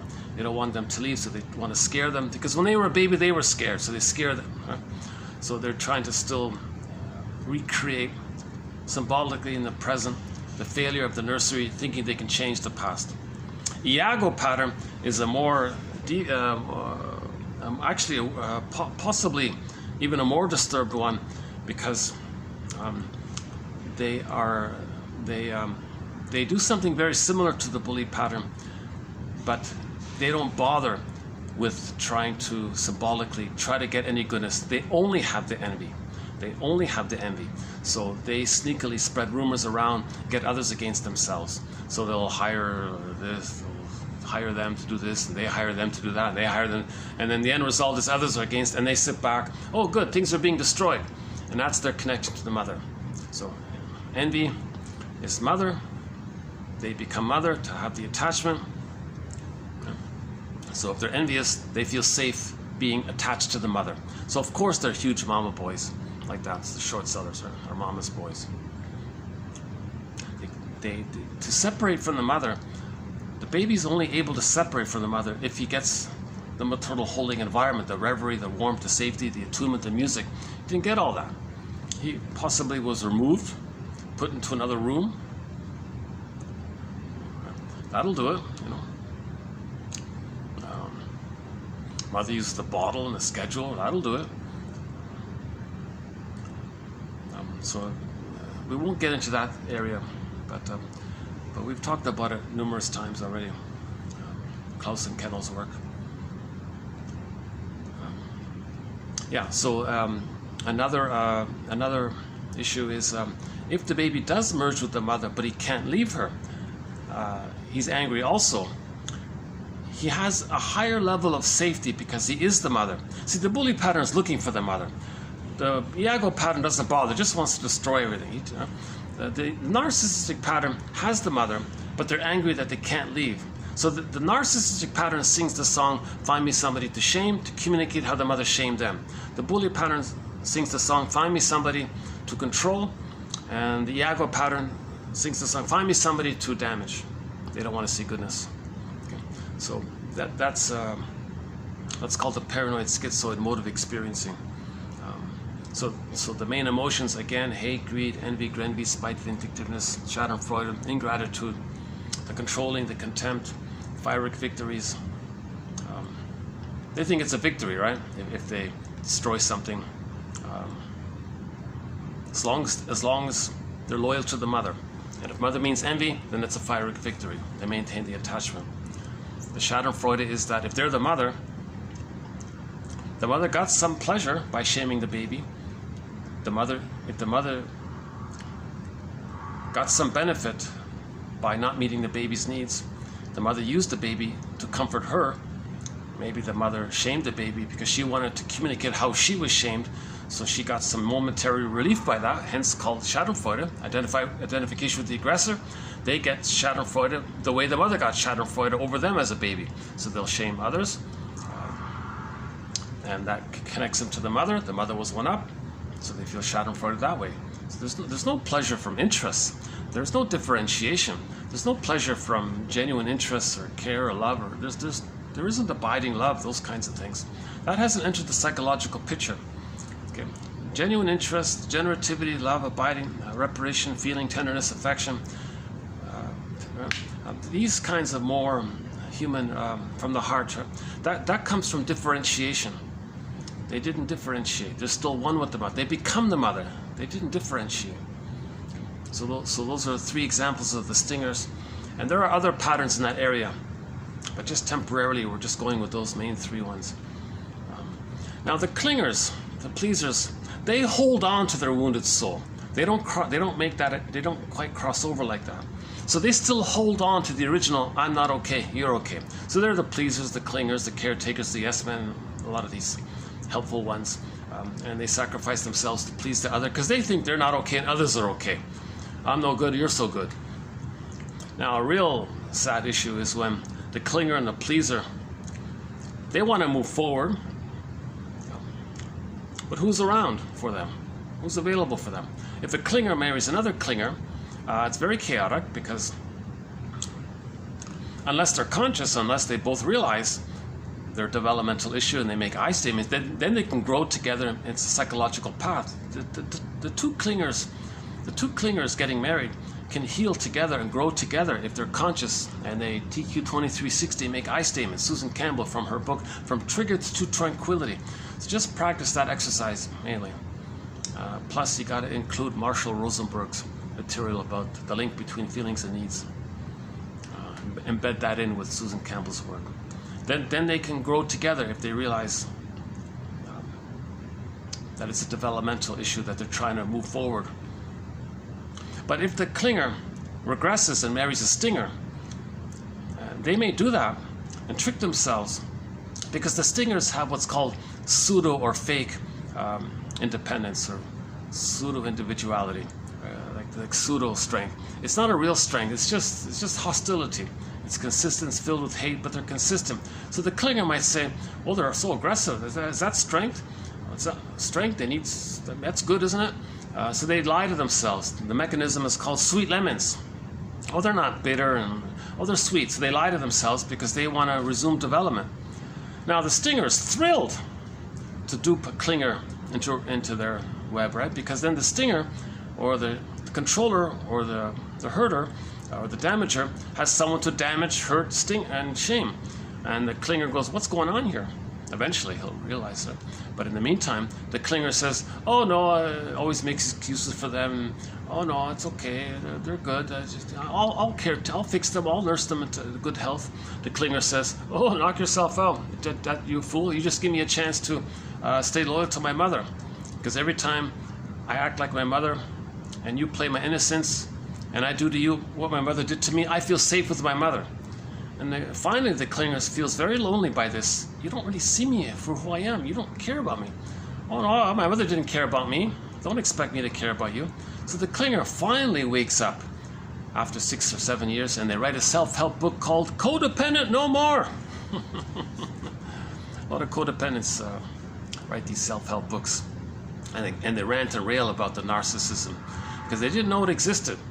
People with the pleasers and the clingers, they've moved beyond it. They don't realize that some people are still stuck in that earlier place. They don't understand that. And the stingers often can be alluring, and they'll lie all the time because they want to hook in a clinger so they can have somebody to shame, control, or damage, giving them safety and schadenfreude. So they can lie in that process. They don't care. The mother didn't care for lying. The mother lied to them when they were a baby. The mother didn't care from the baby's perception. So so we have a whole thread on the clinger and the stinger relationship. It takes a while to go through all that. But these marriages, if they're unconscious, they're going to rust out, become like sour milk, hostile, dependent, ups and downs.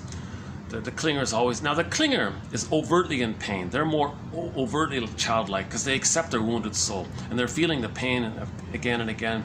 So they look more childlike. The stingers have this fake, aggressive, machismo, angry, and you think, that's not an adult. That's an enraged infant. That's not an adult. Now they don't want anyone to think that about them. So they'll scare you to, "How dare you think that?" So they'd rather be feared than seen in a truthful way. You see, so they're desperate to stay loyal to the mother who hurt them. They can't separate from the mother yet.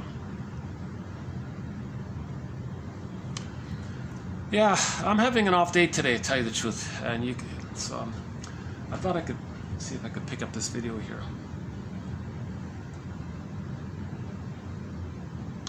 Let's get back to quotes here. Hold on a second. So we're posting this on the first day of spring, 2023, March 21.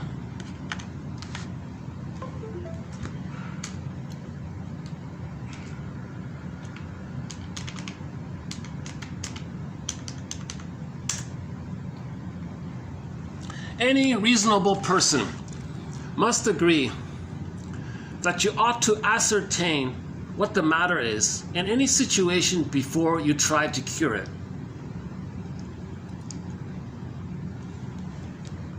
So how do we cure pollution and pillage and plunder? Well, psychoanalysis, as I understand it, offers some recognition. Trauma means we do things in the present as a symbolic staging representation to communicate and reenact what actually happened in the nursery. Okay, so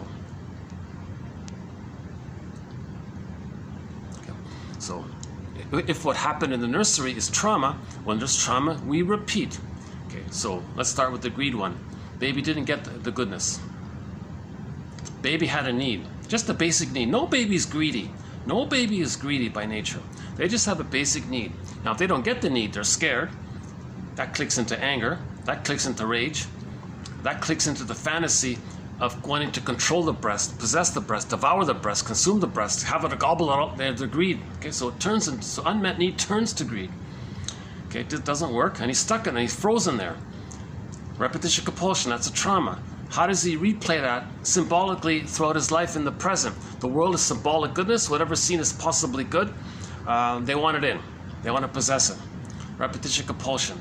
If they're greedy, they think in their fantasy that the thing they get in the present is the transformative breast from the nursery. They're still at that place in the nursery. Time collapses, he said. There's no time there. Okay, and it's insatiable because it's called infinite mourning. It's timeless. So he's going to do it again and again, spinning it around again and again, like a broken record kind of thing. So the greed is insatiable like that. Now, the confusing thing about greed is when somebody does get something, it does trick the mammalian part of the brain into thinking that the person is safer because they have extra stuff, so they're going to be safer. So they get a blip of serotonin from that, and they can become addicted to that little blip there. So they want to be greedy to get the blip again and again. So greed doesn't work. Greed is insatiable. Greed never works. You can have 20 lifetimes being greedy and gobbling things up. It's not going to change what happened in the nursery. Okay, so greed doesn't work. So, but the person will keep on being greedy. Repetition compulsion. Now what can push the greed is that the envy part sees that greed is destructive. So the envy says to the greed, go ahead, keep on being greedy.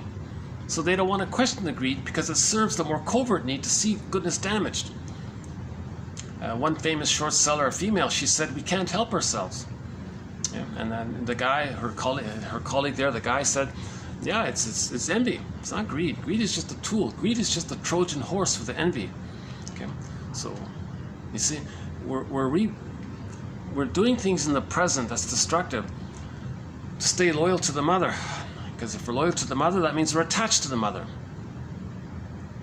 Baby must attach to the mother.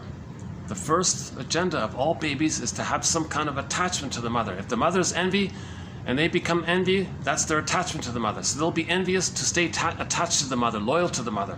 And they'll keep on doing it until one day mother can change her ways and provide the love. But in order for the mother to change their ways, the baby thinks it's his job to save her so that she can change her ways. The mother is not going to change her ways on her own. The baby thinks it's his job to save the mother. No baby can save the mother. So there's the issue. There's the issue. You know, that's why we need psychoanalysis, because it's liberating. You know, then we can go, oh my God.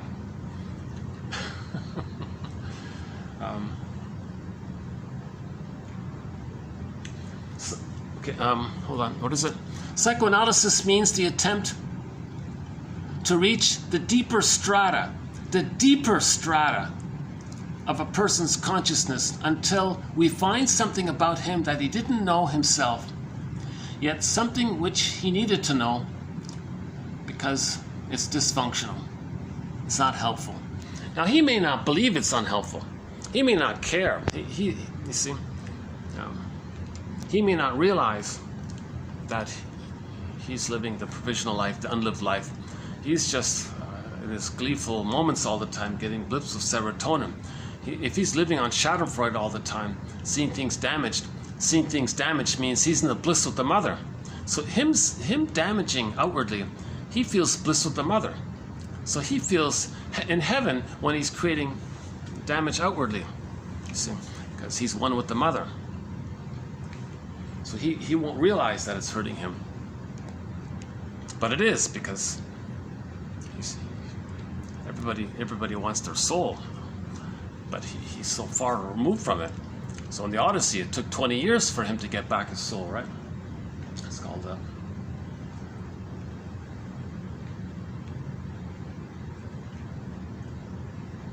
what else? The greed, the envy. The grandiosity is preserved. We talked about that, right? The splitting is a major one. So part of the repetition compulsion is to maintain the splitting. That maintains the loyalty to the mother.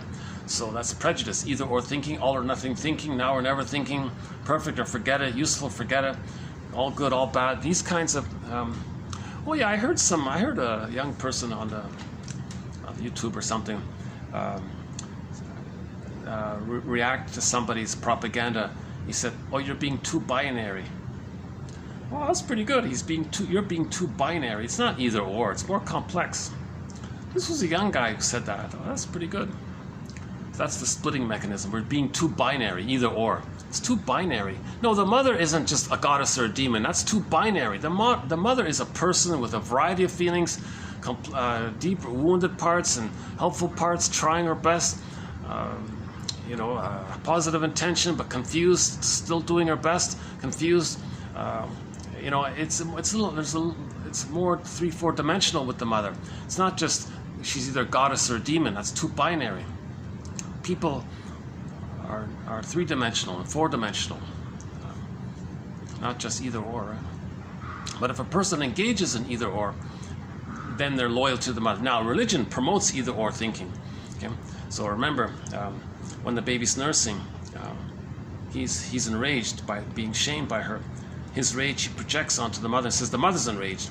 His greed to take in the devouring quality. He says, no, the mother's a devouring quality. So the mother's a devouring monster that wants to eat him. Okay, that's his projection to deal with the pain that he's feeling. Again, projection means he can't accept his feelings. He projects it out. Now, if he thinks the mother's a monster that wants to eat him, how does he just take in the food? He'll hallucinate a goddess. And if that's the splitting, taking the one mother and making two mothers out of it. That's the schizoid, unreality. Okay, and the new mother he's making is a made-up one. She's a goddess. Idealized, devalued. Then while he's nursing with the painful mother, he thinks, no, that's not my painful mother, that's someone else. I don't know who this is. I'm really relating to a goddess mother. That's goddess and demon thinking in his imagining. If that's frozen there and that's split there because of the trauma, okay, then he'll go through life with that template of either or, goddess or demon thinking. Now, the religion promotes that. So people, from the plunder side, we're not talking about the victim side. All throughout the series, we're talking about the aggressor, the plunder side, right?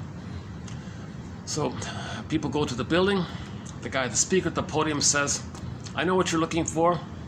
You're looking for salvation, right? It's not a peach smoothie and a massage. It's your phantom breast. It's in the sky. Imagine you're one with this thing in the sky god or whatever, you call it what you want. It knows you, it loves you, it sees you, it's bountiful for you, it's always there for you. Just pray to it. Just make a line with it, make an umbilical cord. It's your phantom placenta. He's talking about the placenta, actually, and the breast. He's blurring it up. So he's going to describe the great qualities of the placenta. He's going to describe the great qualities of the breast, but not use those terms. He just calls it some invisible, powerful force. But it's ideal. It's idealized. So he's promoting the idealization. How great, it loves you, so you feel safe. Okay. That promotes the splitting, because then you deny the truth that the mother, the bad breast side. Oh, that's separate. Oh, we don't want to go there, talk about it. It's just either or. So they promote either or thinking. Okay. So they maintain the splitting. And then the PR guy steps in and says, hey, do you remember when you were a baby and you were traumatized, and then now, and to deal with the pain of that, you think in either or terms? Okay, good. And you felt better by that, right? Good. Okay, well, we want, and you know that you want to replay that to stay loyal to the mother. Well, I can help you to stay loyal to the mother, so we're going to give you a chance to replay it. Okay, so mother hurt you. Your wounded self, we're going to say, is on the other side of the lake. Those people on the other side of the lake, that's your wounded soul. You'll be the aggressor. Hurt them to replay how the mother hurt you. Okay, and now they're hurt, so now greed, you can take their stuff. Okay, pollution, So the mother polluted you. Mother plundered your soul, you can plunder it over there. Mother destroyed the ecology, you can destroy their ecology. So you can replay what your mother did to you, and you'll feel safe because you'll be connected. You'll feel safe with the mother. Oh, thank you, right? So a recent campaign, I heard, I guess about a month ago, one of the members of this was saying to some new people entering into the pillage system. He said to them, look, it's very simple, all you young people here. I just want you to imagine a garden and a jungle. That's it. Oh, garden. Okay, safe. Good. Jungle. Threatening. Danger. Good. Got it. Click, click, goddess and demon. All he wants to do is click up the goddess and demon imagery. Okay, good. You got the click, click. So he promotes the splitting. And then he can say, okay, well, we want the stuff on the other side of the lake. Remember, keep the imagery, garden, jungle. Oh, garden, jungle. Okay. So they identify with the aggressor, the dangerous image of themselves. They identify with their own anger, the mother. See their wounded innocence onto others on the other side of the lake. Be the aggressor. Replay what the mother did. Do to others what the mother did to them. And then, at that moment, they're reminded of the pain of how they felt with the mother. At that moment, hocus pocus, double focus, the boogeyman image, you fly on the victim and say they're so bad. So that's the psychological machinations for the pillaging. People think in either or terms, they can flip it around, fusion, hocus pocus, double focus, auto-hypnosis. So we have a quote from Dell about this. All your double think and double speak and double talk and all this, it all comes from there. That maintains the loyalty to the mother. If you traumatize others to replay how the mother traumatized you, then you're loyal to the mother. So Morton Keeson says, take your feelings to the source. Don't displace it onto others. That's a negative magical thinking gesture. If you're going to replay it onto others, that's not going to change the past. Now you think you're covertly expressing your anger at the mother by showing her up, by imitating her. So Bergler talks about this. But no, if you're angry at your mother, pick up the phone and say, look, mother, I want to understand you. Tell me, number one, your favorite joke. I want to forgive you, mother, but you got to give me some info. Tell me your favorite joke, mother and father. So throughout your life, you heard many jokes. Maybe you told some jokes. What's your favorite? Tell me your favorite joke, please. I want to understand you. So finally she comes up with a joke. That's a huge clue. That's a key to a major theme of her concern. Okay, next, mother, father, tell me your first 3 earliest childhood memories. That's a clue to their pattern, because their whole life might be like a replay of those memories, some combination of it. It's a big help to get their earliest memories. Okay, now think about your parents in terms of who's the stinger and who's the clinger. Maybe they're both stingers. Who's more passive-aggressive? Who does more goading on the other as projective identification? Okay, wanting others to be a proxy for your own feelings that you can't feel. You want others to feel for you. That's a phenomena of the failed soothing by the breastfeeding experience. So now you know that the parent who's goading the other didn't get nursed properly. So you want to understand your parents, right? And so on. So we talk. So that's. So Barry Grosskopf says you got to get a psychological profile for your parents. That's called honoring them. If you want to truly honor your parents, understand their psychobiography. Get the psychobiography. Now, if you're very lucky, you can get a geneogram. Oh my God, you're very lucky. That's a huge help. I think very few people can get a true geneogram. But if you can do a true geneogram and learn about all the emotional cutoffs in the family tree, that's a huge help.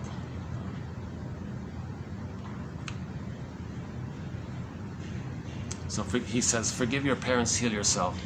So we talk. So 1001 Windmills of the Mind is all about healing the parents. Because once we heal the parents, see the two sides. In the process of getting there, we're going to feel stuff. Okay.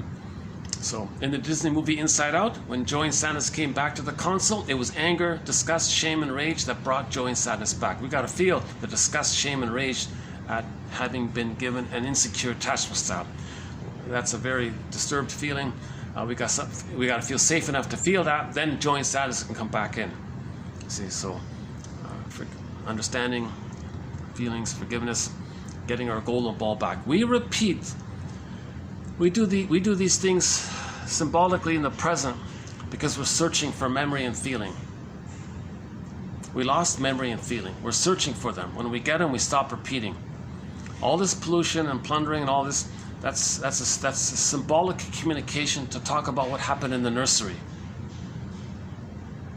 The guy who causes all that damage outwardly and wants you to think good of him, that's a communication that they didn't get a proper musical experience with the mother, where the baby can send his waste and receive love in return. He didn't get it, so he's trying to reconstruct it with the fantasy that he can change what happened in the past. It doesn't work. So I'm kind of a little, I always feel a little disgusted. I always feel a little, oh my God, can't you find some consciousness? You're a multi-billionaire. Can't you see a shrink and get some analysis? Don't you want to find your soul? They're just too addicted. They're just way too addicted to their childhood. We have a quote about that. He said, we want to have withdrawal symptoms from our addiction to childhood. So a lot of these guys are addicted to their childhood, meaning addicted to the mother. Addicted to the oneness with the mother. Again, the baby feels bliss. So, something like that. Oops, hold on a sec. Let's get this back here.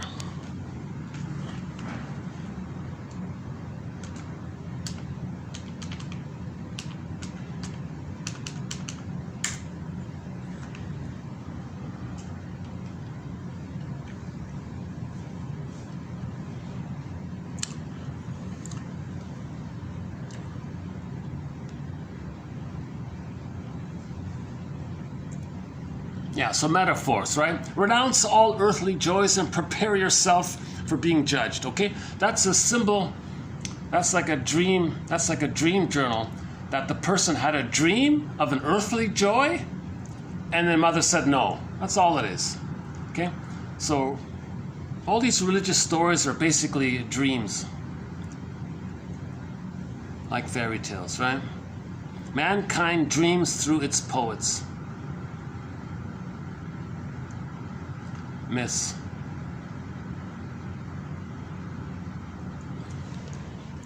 The main motif, again, fairy tale, myth and fairy tale motifs are symbols for psychological patterns. Okay? So any kind of lost into the forest, lost into the ocean, zooped into some other world, okay, that's repression. The goddess and demon, okay, Wizard of Oz, you got the fairy godmother and the evil witch, okay. The baby can't see the two sides of the mother, so he separates the concept of the mother into two separate mothers, good breast, bad breast. One guy says it very simply, the more traumatized the baby is, the more he's going to go through life seeing the world in either or. Keeps things simple. So that's the goddess and demon imagery. So that's a metaphor to describe the psychological defense mechanism known as the splitting defense.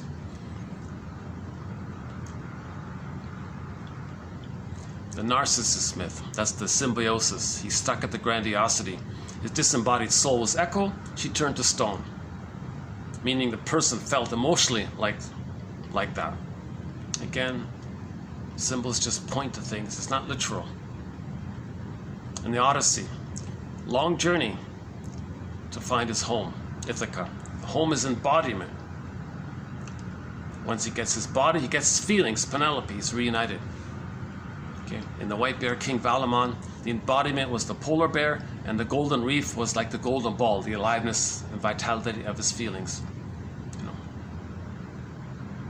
The Frog Prince, Robert Bly's take of that Frog Prince was the frog had to go down in the well, that's facing the shame, the muck, to get back the golden ball. So when he faced the shame, and she had to kiss the frog, and then she was angry at the frog.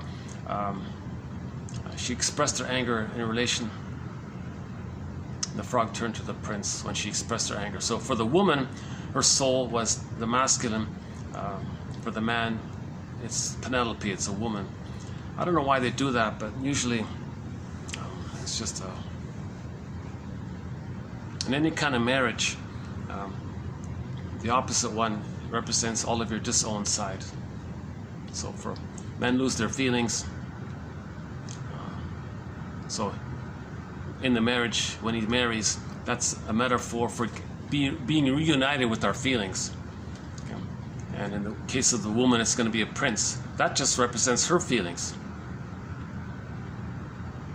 That's confusing because I would think that a woman could just befriend her feminine side.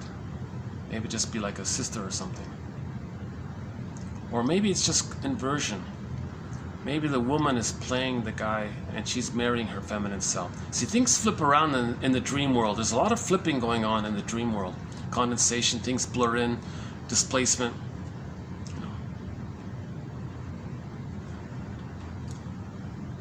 What else about dreams?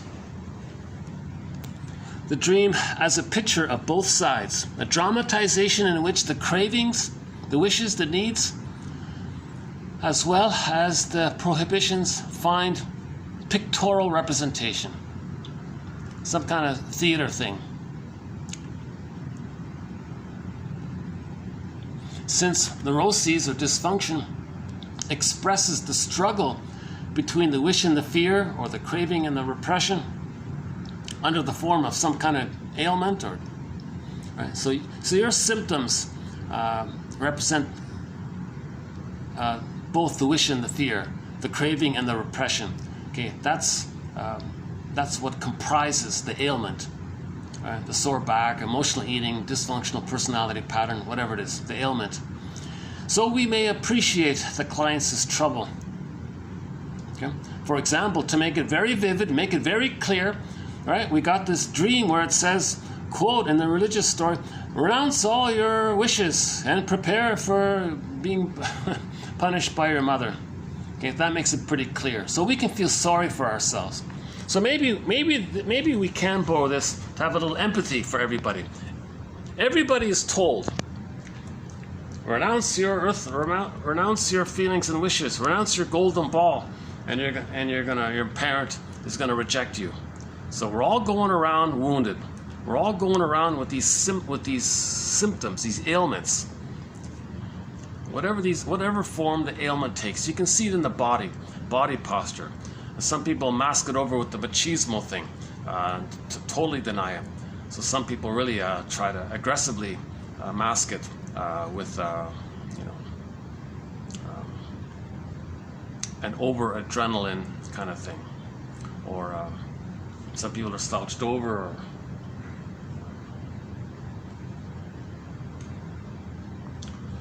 the body keeps score, put it that way, right? So a lot of this can be seen in the body.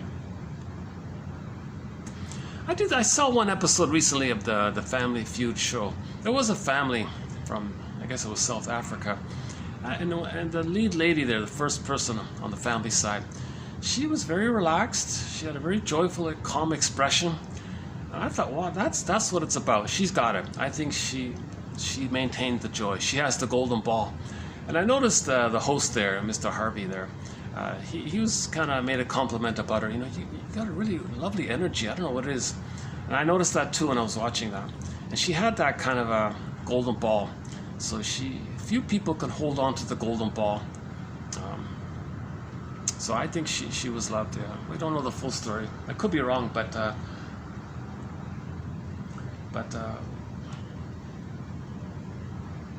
most people aren't that kind of warm and calm and radiant at the same time like she was. Did that family win the game? I forgot. I think they did. Yeah.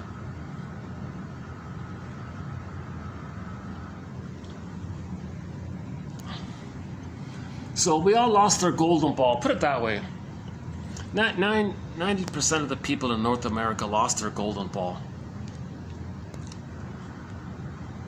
It's ironic, in plundered countries, more people have the golden ball because the parents are. It's ironic, right? The more people hurt others, the more they themselves lose their own golden ball. Now it's 90% of the people in North America without their golden ball. I think it used to be just 70, then before it was 50. Now it's like 90 or something.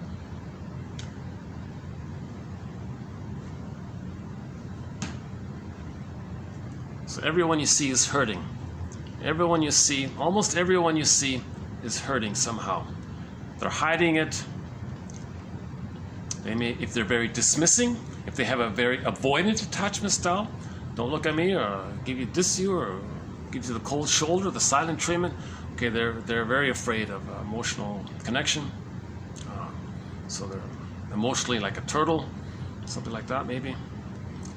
Now, if somebody's like a puppy dog and it's a little foolish, well, you see, so they're showing that they didn't get their developmental needs, and they're still trying, and no one knows how to help them, because there are only 10% of the people with a secure attachment style. But people with a secure attachment style are only going to marry others with a secure attachment style, because they have goals with each other, and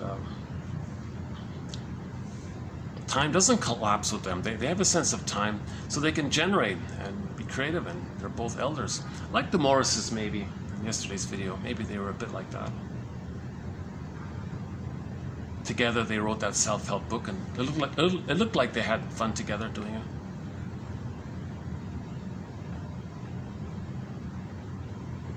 it. Let's focus, let's do that one again. Since the neuroses expresses the struggle between wish and the fear, need and the rejection, craving and the repression. The craving and the repression. Okay. Life force expression, whoop, it gets zooped down. Joy and sadness gets zooped away. That's repression. So dysfunction represents real self-activation and then the repression of it. Okay? Now this is under the form of some kind of ailment. Okay? So our defensive personality trait or bodily symptom, okay, that represents, it reveals and conceals the wish and the fear. So we may appreciate the client's trouble as noted in the religion as metaphor for psychology example, quote, renounce all earthly joys and prepare yourself to be judged. Yeah, see, that's a very emotionally evocative. That's a very emotionally evocative. See, it's emotionally evocative because we're trying to get our feelings. We're trying to grieve it. We're trying to be aware that we had as a baby an earthly joy. The baby's natural state is joy. That's the baseline for the baby's joy. It's an earthly joy. He lost it. Mother said no. Mother's jealous. Mother had envy. Can't see goodness. Separation anxiety. Baby doesn't need me later. No, can't have that. Some mothers parentify their babies and say, I'm going to fix this so you're always going to be around for me, that you're never going to not need me. So she feels the connection that way. So she parentifies the child. That's the judgment there. Our parent. That's a pretty good one after all. Yeah, that's our first sort of quote from a religious dogma thing to highlight the psychology. So again, myths and fairy tales are metaphors for psychology. So that sentence there is a metaphor for psychology.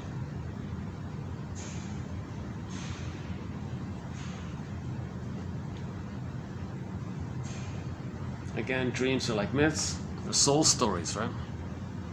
True on the inside. Myths and fairy tales are true on the inside, not on the outside. They're soul stories. So we talked a lot about that. And about the so-called wish fulfillment one. It's interesting. This was back in 1600 or something. 700 years ago or whatever it is. Little kid says to his father, "Hey Dad, I had a dream that I saw these beautiful fancy cakes in my dream." Father said, "That has a good meaning."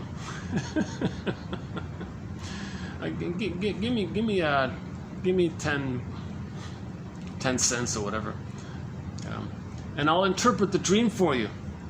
Kid says, if I had that money, I wouldn't be dreaming of the cakes. See, he doesn't have, we dream what we wish we could have, right? I love this one here about sleep. Sleep means re-experiencing one's past, forgetting about one's present. Your consciousness drops, so the present is gone. You're in the dream world. The dream world, there's no time in the dream world, so there's no present. You're only in the past present or future. You're only in the past. Oh yeah, so you're only in the past. And the past has no time. There's no conscious present. Yeah. So sleep means re-experiencing one's past. There's no conscious present, but we're trying to heal and prepare for the future. That's a good one. Steckel. Yeah.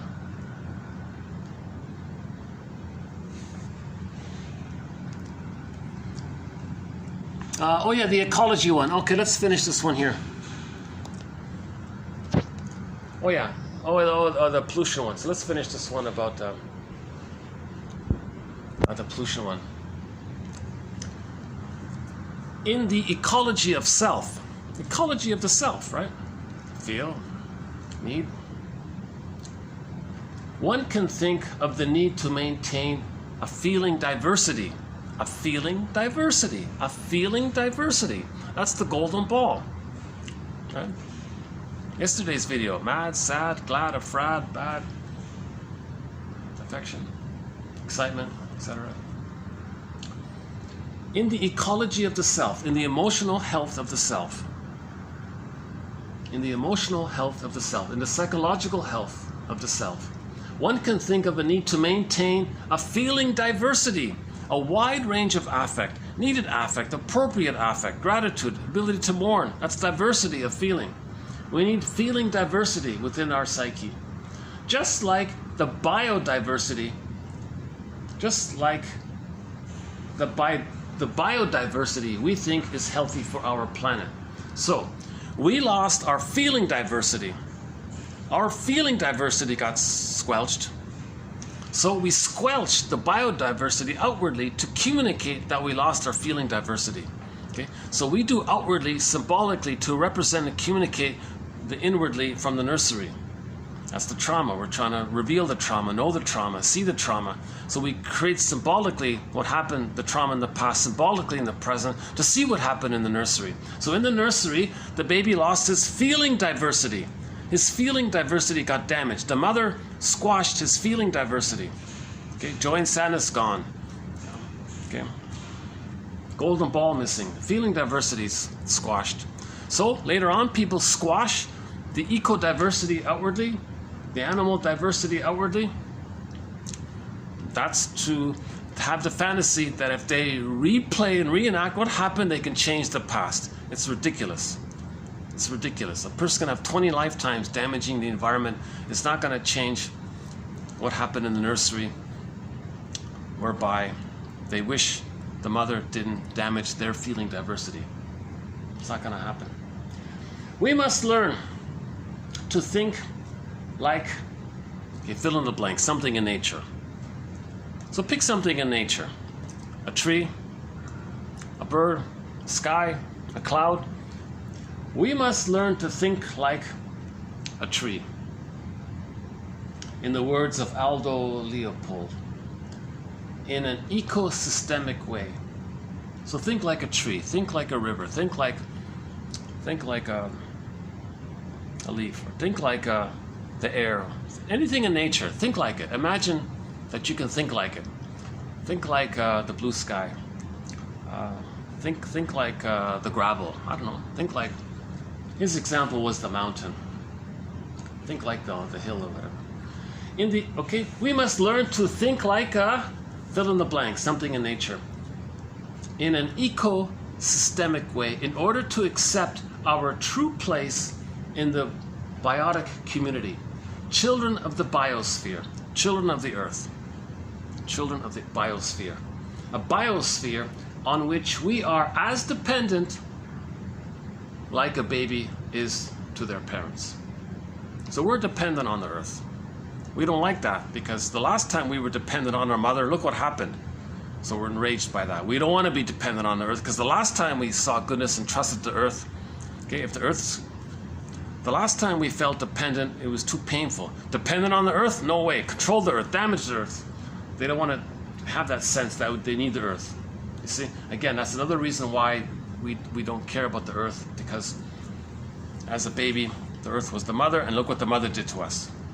Identify with the aggressive mother who damaged us. We damaged the earth to replay how the mother damaged us. You see? Developing such, okay, so if we can somehow get ourselves to a place where we can learn to think like a, fill in the blank, something in nature. Think like a bird.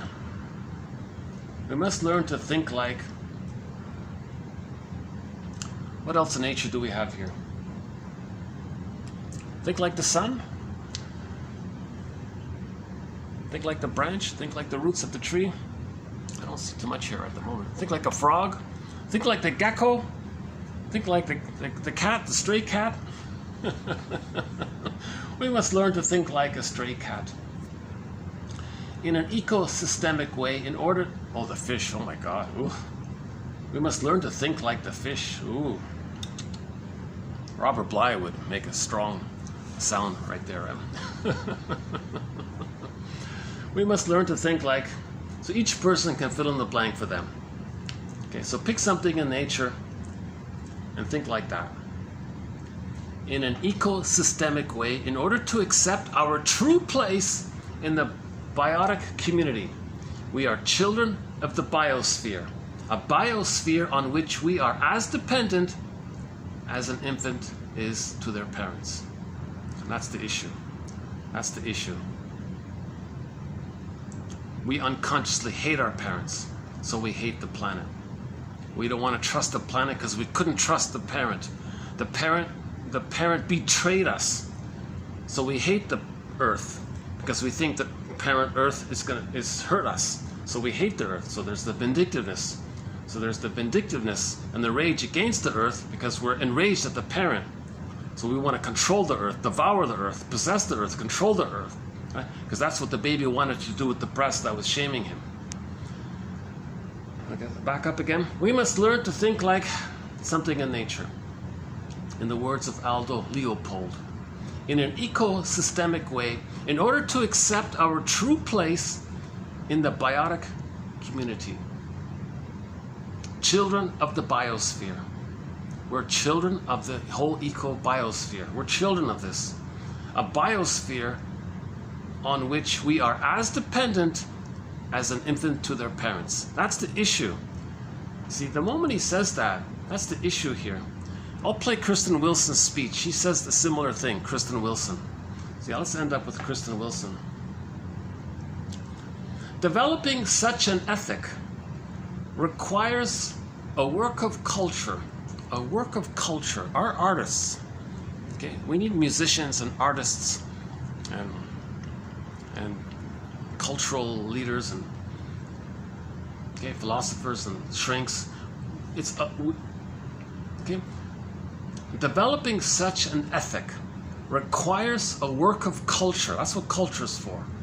To think about new environmental paradigms, especially the fact that humanity endlessly artificializes nature, even its own nature, to the detriment of the natural feeling part of them, to their soul.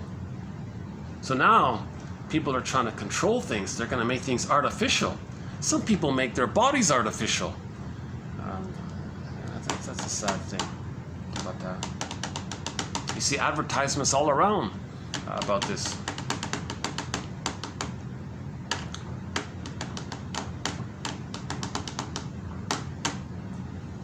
Harold Sarah. We don't have many quotes from Harold Sirlas. He talks about an area we don't cover in 1001 Windmills of the Mind. He deals with people in the hospital and all this. But so his perspective might be a little slanted.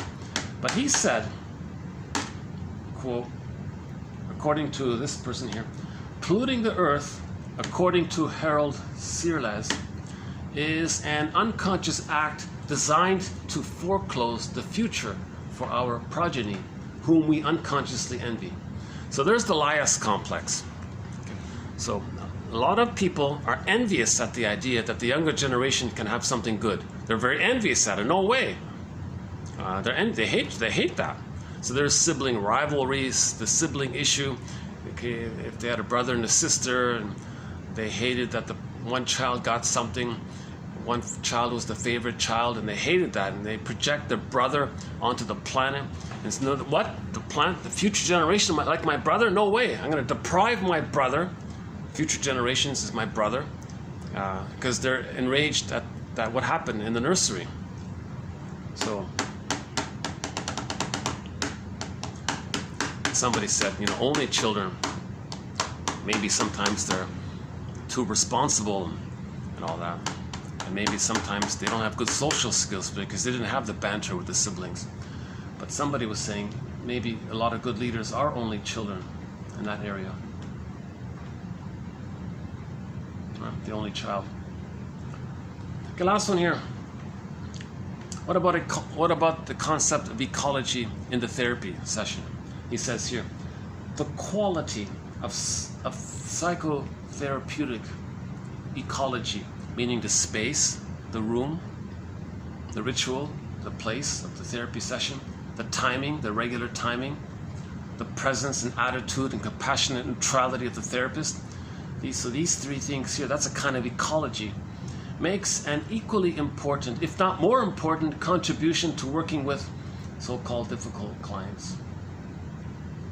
So yes, interpretations are important, but he said, but if you have a good ecology, routine, ritual, compassionate attitude of the therapist, his presence, the timing factor, the consistency, and the safety of the routine, the orderliness, and the space, you have a nice quiet room, feels a safe ritual space. Maybe all that is just as important as some interpretation. You need both, obviously. Let's play, before I forget, Kristen Wilson's speech here. So she talks about this one here. Kristen Wilson, okay, give me a second to find it here. Hold on a sec. The world so becomes unraveled, the bureaucracy. But there we go. Kristen Wilson, Ooh My Soul.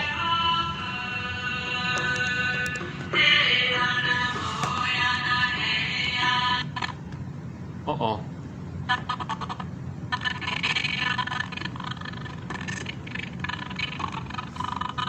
Hey, what's going on here? Wow, what happened here? Uh-oh. My computer's freaking out on me. What happened here? Huh. Let's try this again here.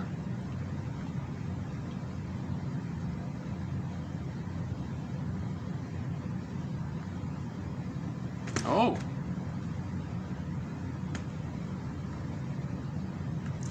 I'm using a very old laptop here. It's I keep getting all these issues with it.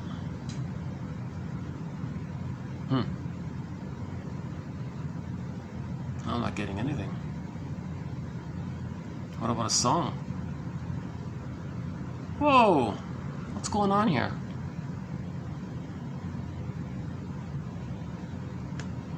Let me reboot the computer here. Maybe I gotta reboot it here.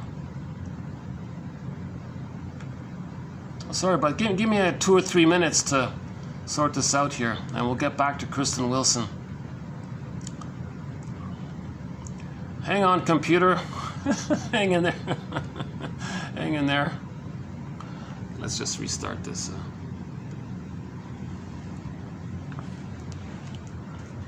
If for some reason I can't play it, go to TQ2500 about the pollution, or TQ2499 about the pillaging and the plundering, or the greed videos.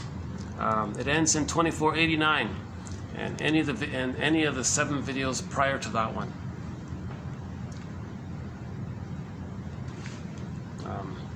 We played a speech called "Ooh My Soul" by Kristen Wilson from the radio program called Gleanings of the Earth, episode Earth, Air, Wind, Fire. It's about 10 minutes long. And she mentioned this issue about the difficulty in respecting the earth if we see the earth as mother. If we see the earth as mother, but we hate our mothers and we hate the earth, so the rage we have at the mother, we're taking it out on the planet. Okay? So all this damage on the earth and this rage on the earth, that's rage at the mother. We're displacing it. Morton Keeson says, no, take it up with your parents. Okay, the woman had a placard there. She says, if you have a problem with your identity, take it up with your parents. Don't blame the innocent earth. Okay? It took billions of years to create all this magical beauty here we have on this earth. Let's have some evolutionary gratitude. Evolutionary gratitude. It took billions of years to have this miracle that we have here, right? And maybe Earth is the only planet that has water and all this for humans. Let's have some gratitude here.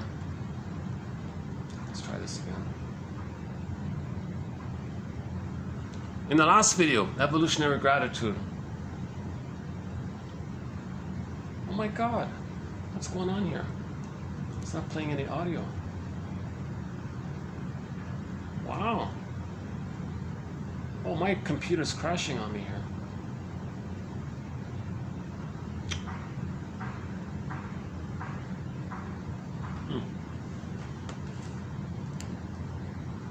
It's not playing it.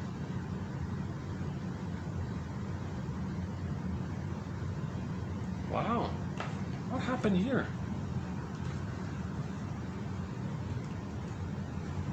Oh my goodness. Oh, I've got some water in my speakers. Oh, I fried out the speakers. Oh, that's what had happened. Okay, I think... Okay, I put a drink in my bag. I think I got loose or something. Some water got in the speakers. That's what that crackling sound was. Oh, Jesus. Oh, what a pity. Okay, wow. I bought this laptop, I don't know, I forgot, maybe 10 years ago or something. And it was meant to be discarded. The guy was going to throw it away. So it was on, I got a good deal on it. And I've used it for the past 10 years. And it was already almost 10 years old, or 5 or 10 years old at that time. So I'm thinking maybe it's at least 15 years old. And I've been using it since. I think now it's reached, first the keyboard died on me. Now the speakers have died on me. Oh, jeez. Oh, what a pity. Okay, maybe I could just buy some speakers to attach to it, right? Oh, a little setback here. All right. No, I've got no sound.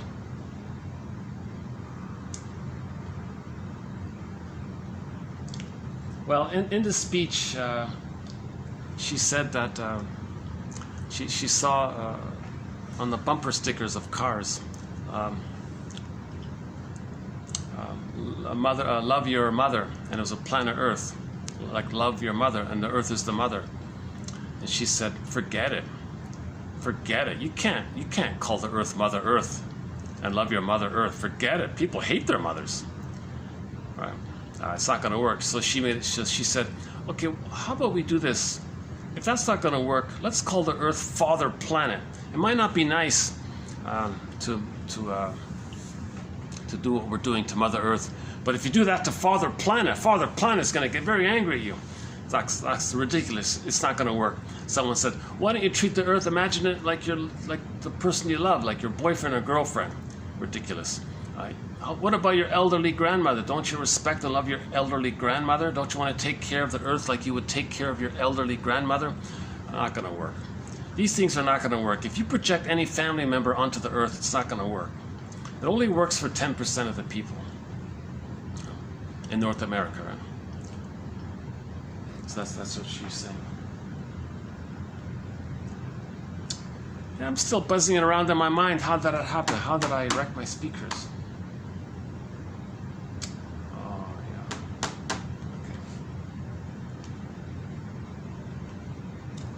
Okay, when this video is over, I'll get some speakers because I want to play Kristen Wilson's thing in the future. Oh my God, if somebody has a spare laptop they don't need, you can send me a message on the Twitter.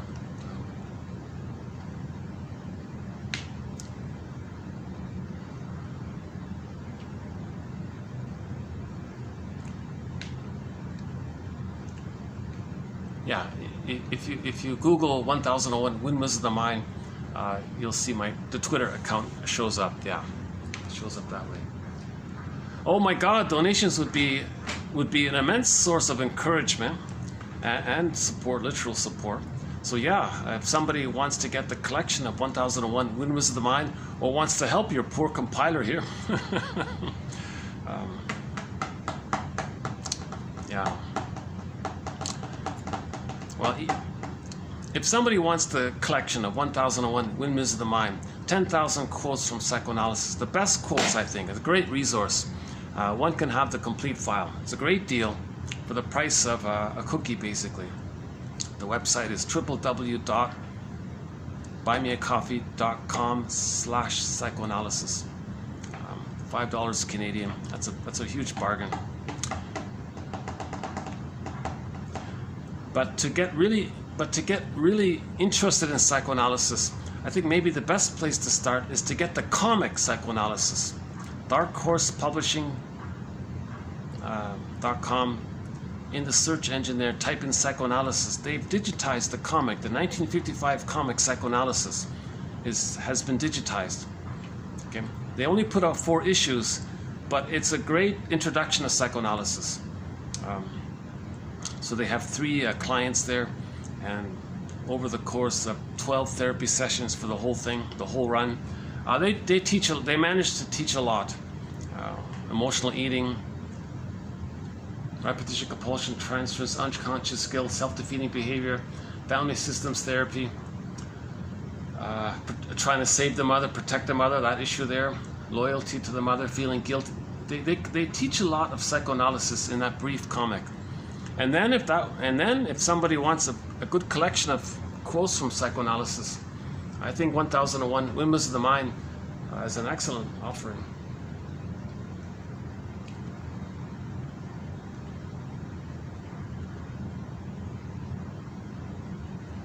Anything else here? Let's see. Any reasonable person must agree that you ought to ascertain what the matter is in any situation before you try to cure it. Yeah.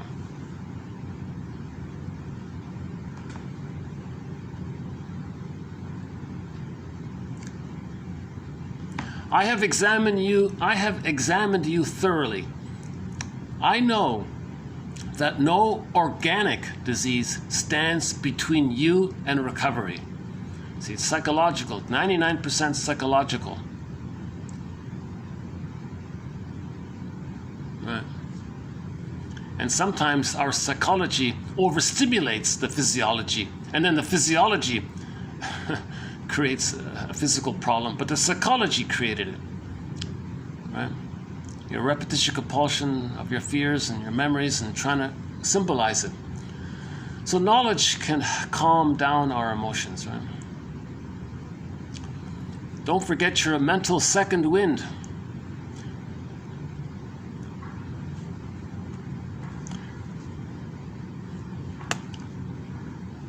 Fancy cakes. We must learn to think like a, okay, fill in the blank, something in nature. Think like a tree. Think like the sky. Think like a mountain. Think like a giraffe. Think like a bush. I don't know. Think like a river. In an ecosystemic way. In an ecosystemic way. Humans come from the earth. We are part of the ecosystemic. Right? We're all part of nature, right? In order to accept our true place in nature, we're children of nature. a nature on which we are as dependent as an infant to their parents. You see, that's the issue right here. That's the issue right here. We are dependent on Mother Earth in the same way a baby's dependent on their mother. And there's the crux of the matter. There's the heart of the matter, right? Developing such an ethic requires the work of culture, the work of psychoanalysis, the work of art and music, okay, the work of physicists, the work of scientists,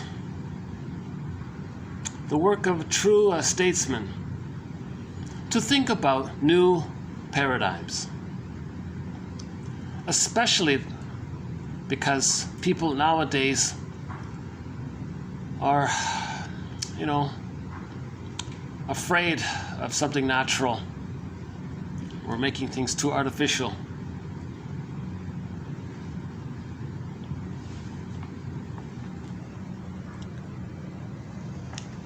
Oh, so we can't play our song. Well, if I had speakers, I'd play our theme song as well. Our theme song to 1001, Windmills of the Mind, is Katja Epstein's German cover rendition of the song Windmills of the Mind. How are we doing here? Still have a little bit of time, right? This is a funny video. I did a 4-hour video, and I felt like it was like time flew. This video feels like this.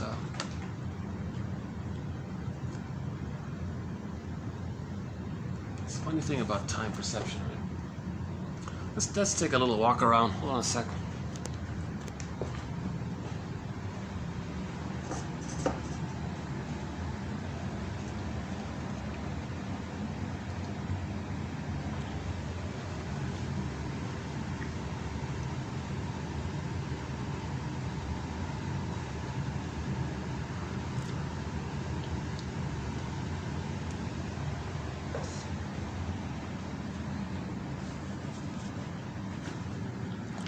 See, the swimmers are gone. Let's see. Okay, the swimmer's gone. All right.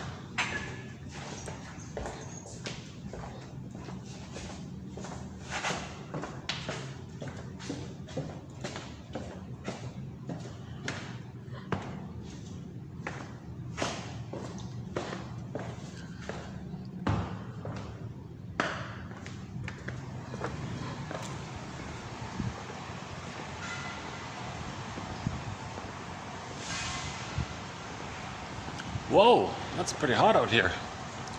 Yikes, yeah. It may be only 30 something, but it feels much higher.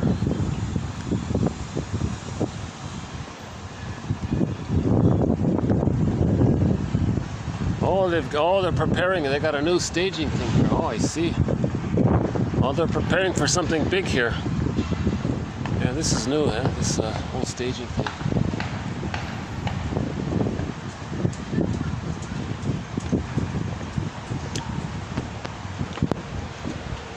So yeah, that's what Kristen Wilson, what I wanted to play, Kristen Wilson.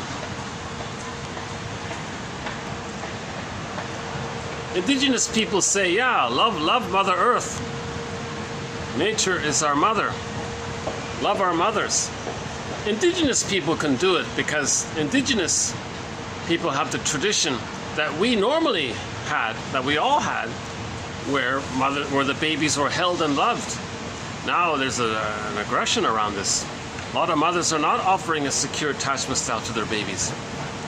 So now to tell people now in modern times, love the earth like you would love your mother. Ooh, whoa. No way. That's what Kristen Wilson, that's one of her main points in there.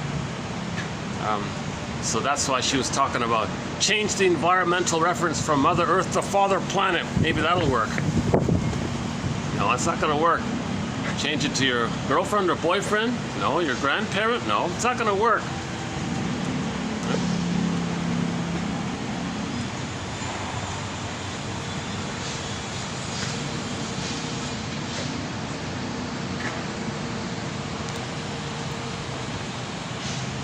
So if we're to think like a leaf, right?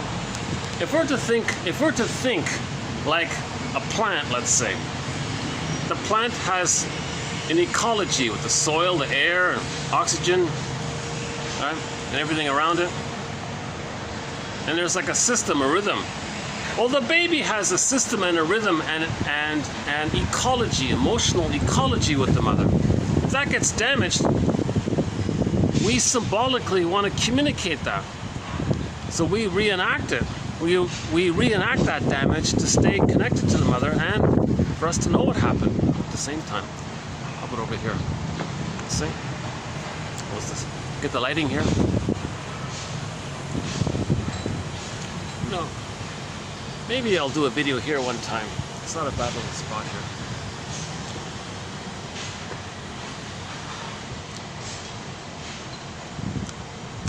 Jeez, I gotta go and buy speakers, eh?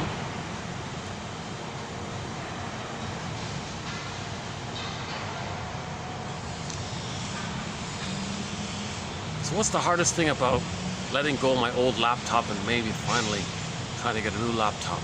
Well, that's quite an expense, you know.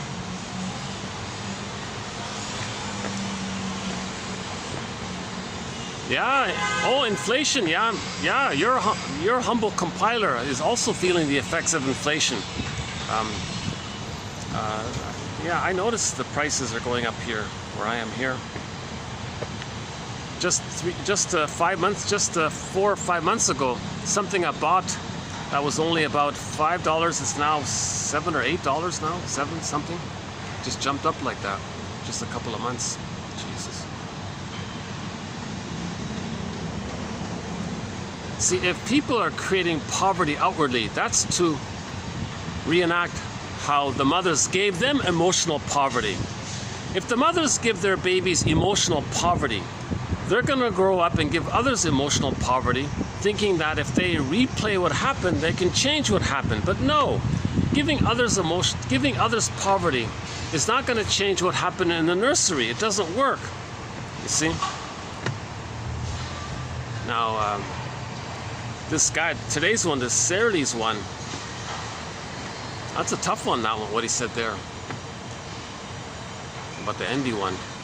People are envious of future generations. That's awful. But you know, a lot of baby boomers, they do seem quite like that. They do seem kind of petty like that, you know.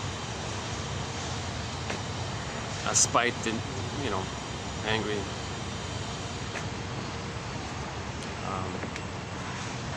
Wow. Oh, okay, there.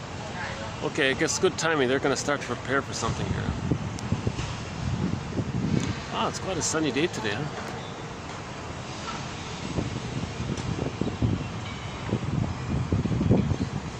Okay, let's go back inside then.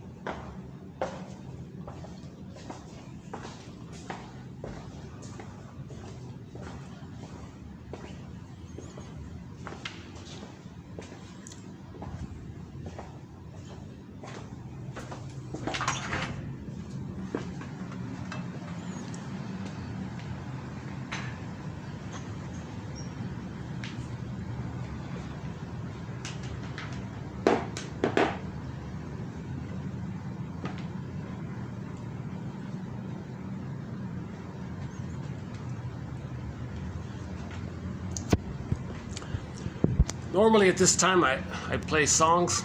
In most of the videos you'll hear some excellent songs.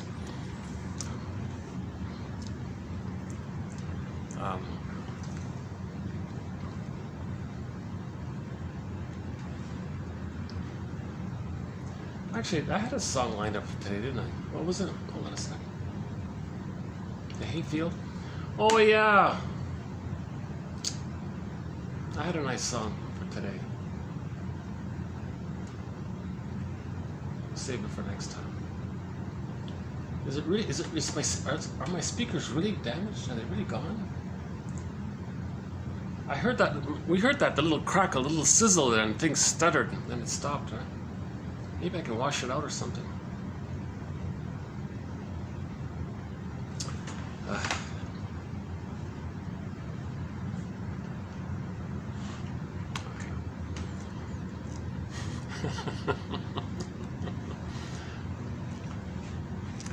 Figure it out. I'll figure something out here.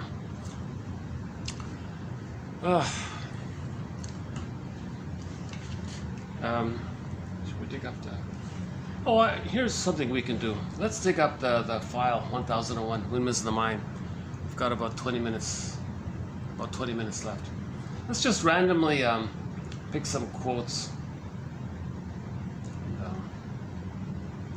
So I'll just randomly pick some quotes here. Let's just scroll down a bit.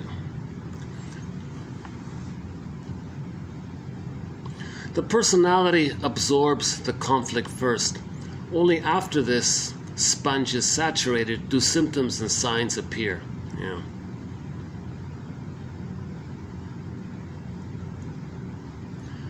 Interpretation is part of a cooperative enterprise in which one can be helped to develop a healthier view of himself via questions such as, could it be? I think I hear you saying, I get the feeling you...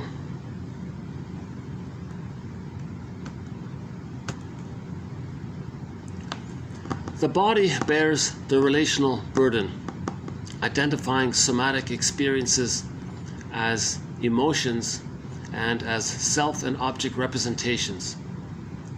Yeah. So your backache or whatever represents a relationship between yourself as a baby and the mother. That's represented in the backache. If you don't believe that, check out John E. Sarno. He makes a convincing argument about that.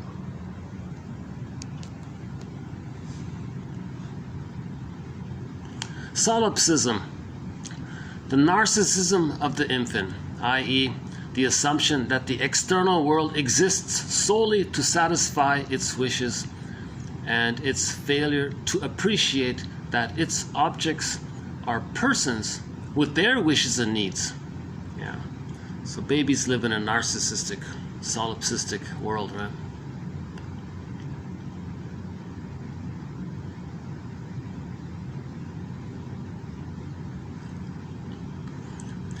She was able to take up the challenge. She responded by realizing her loss of self and by visualizing the possibility of finding herself. This instigated a radical change in her entire outlook on herself and on life in general. She found a piece of firm ground upon which to stand, from which she could safely tackle her neurotic problem. Yeah. So there's meaning, right? So she accepted that she lost herself, and she understood that she could find herself. And that's the journey. Now she had something to stand on. Now she has a goal. Now she has purpose. She wants to find herself.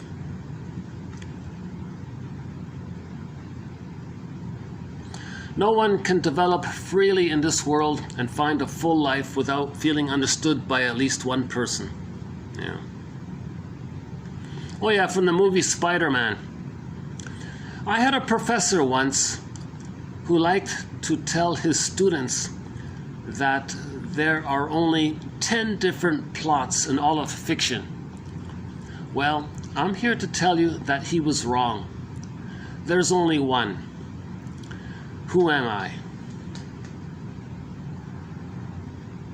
There exists a formidable universal psychological resistance to the idea of a depriving or rejecting parent. Yeah. Those painful memories, they make us who we are. From the TV show Side Order of Life.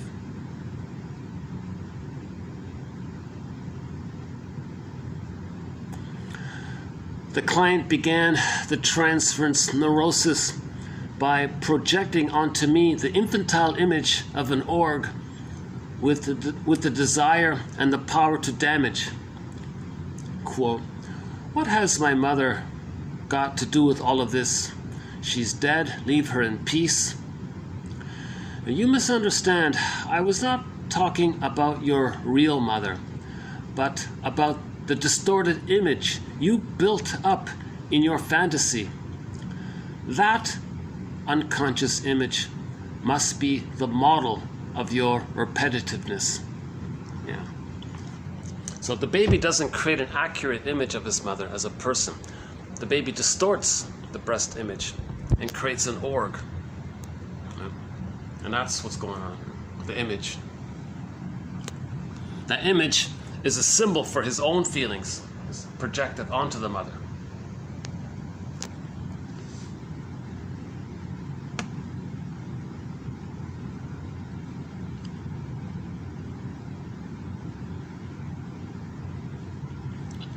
My life is based on a true story.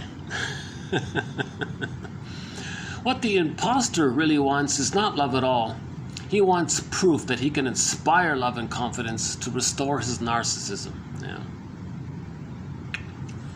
The envier says, in effect, I will steal the goodness you display because I want no part of the badness in which I feel confined. I will put that badness onto you and accuse you of trying to escape it, saying you refuse to deal with the bad. I will steal your good by saying you refuse to deal with the bad. Then I will replace you as the owner of the good. Okay, so there it is there, right? The baby wants to be loved as good. He sends out the waste, right? He's replaying that here, right? The envier says, in effect, I will steal the goodness you display, damage the goodness, right? Because I want no part in the badness in which I feel confined. I will put that badness onto you and accuse you of trying to escape, saying you refuse to deal with the bad, so you're no good. Because as a baby, they couldn't save the mother, right? And then I will steal your good by saying you refuse to deal with the bad. Then I will replace you as owner of the good. Yeah, the Ulanovs. Yeah, Anne and Barry Ulanoff. Yeah, they're pretty good. They have a very interesting book called The Witch and the Clown, those two. The husband passed away, but I think the wife is still around. They also tried to teach about how religion is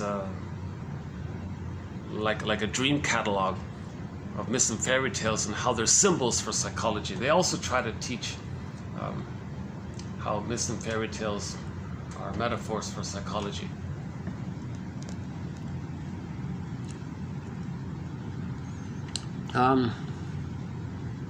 We treat the other person consistent with how we feel about that quality in ourselves.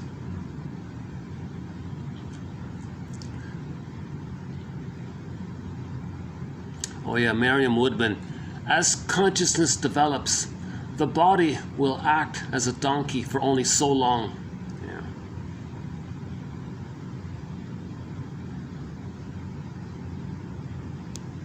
Oh yeah, watch the episode The Stranger.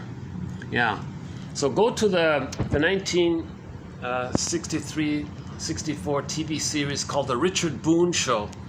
Watch episode, season 1, episode 5 is called The Stranger. That's also a metaphor about teaching how the link between how religion is an expression of psychology.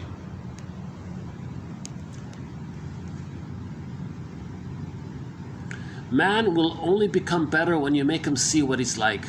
Yeah. Good night and happy dreams, which we will analyze at breakfast. From the movie Spellbound.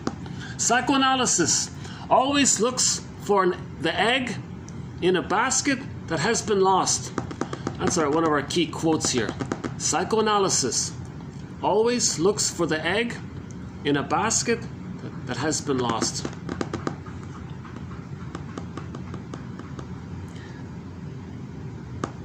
We are never not feeling something. Yeah. We are never not feeling something. If you're not feeling something, that's when you hurt the most. I believe in life after birth. The untold want of life and land never granted. Now, voyager, sail thou forth to seek and find. Walt Whitman. Okay. That line inspired the title of the movie called Now, Voyager. So I think it's worth watching that movie, Now, Voyager, for that scene where the shrink confronts the abusive mother to free the daughter. That's a good one.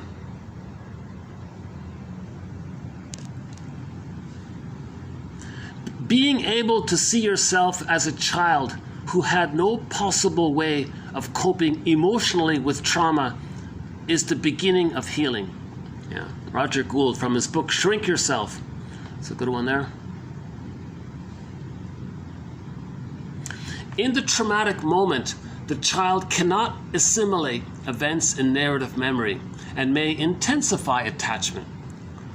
Their sense of agency, identity, and integrity are diminished as if their agency has been supplanted by the aggressor's goals. Yeah. Oh, from the TV show Rhoda. I like this one.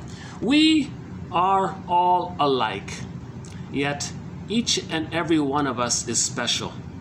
The only difference is we have different ways of showing that specialness. We have special ways of showing how we are different, and that's what makes us all alike. Another one from the Spellbound. People often feel guilty over something they never did. It usually goes back to their childhood. The child often wishes something terrible would happen to someone, and due to their magical thinking grows up with a guilt complex over a sin that was only a dream. So that was one of the points made in the Spellbound film. If a child has a fantasy about something, and if by chance, just by some coincidence, outwardly the thing happened that he fantasized about, he thinks his fantasy created it. Then he feels immensely guilty about it. Another one from the film Spellbound, the woman said about being resistant to the therapy process. It's my subconscious putting up a fight. It doesn't want me cured, is that it? The therapist said, it wants you to continue enjoying your neurosis. Pretty good. Your unconscious wants you to continue enjoying your neurosis. Because the neurosis means the attachment to the mother, the compromise with the mother, hence safety with the mother, maintaining the fantasy that you can save the mother.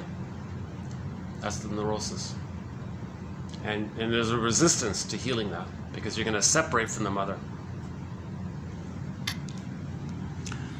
Now, these are all great quotes. This is a very good sort of sample here. The enduring perplexity of existence. I love that phrase. From the TV show Longmire. So the cowboy guy, sort of a tough guy with a cowboy hat and all that. He met up with some city slick lady with a PhD. She was a medical doctor and all this. And he fell in love with her. And she said to the guy, gee, we're so different. If we did get together, what are we going to talk about? And he surprised her. Oh, I don't know. We'll talk about the enduring perplexity of existence.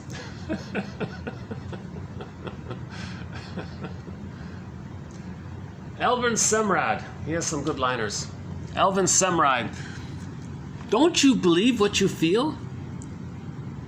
It's pretty bad if a man can't believe in himself. Yeah. Think about the purpose of the symptoms. What does the symptom do for the person? Edmund Burglar. Neurosis is the petrification. There it is, the petrified frog, right? Neurosis, dysfunction, is the petrification, the freezing of an infantile conflict and it's repressed. I'm not aware of it. As usual, the nursery provides the answer. The serious fact is that it is hopeless to try to understand the actions and feelings of the adult without taking the child in him into consideration. That's a key one there again. As usual, the nursery provides the answer. The serious fact is that it is hopeless to try to understand the actions and feelings of the adult without taking the child in him into consideration. One of our mentors, Edmund Burglar. Forgiveness and the willingness to be happy are the same.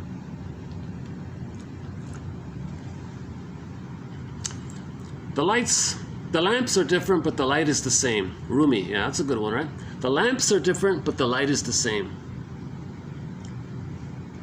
Thomas Wolfe, toil on, son, and do not lose heart or hope. Let nothing you dismay. You are not utterly forsaken. I too am here attentive, here approving of your labor and your dream. If one understands shame, one understands humanity. How starved you must have been that my heart became a meal for your ego. Yeah. Oof. As history shows, we all come from people who, at some time or another, had to move. Right? So we all moved from the Congo. Apparently when we became Homo sapiens, an evolution from Homo botoensis, the earlier version of Homo sapiens, Homo botoensis according to one theory, this took place in the Congo. And then when we became Homo sapiens, then we spread around, we moved.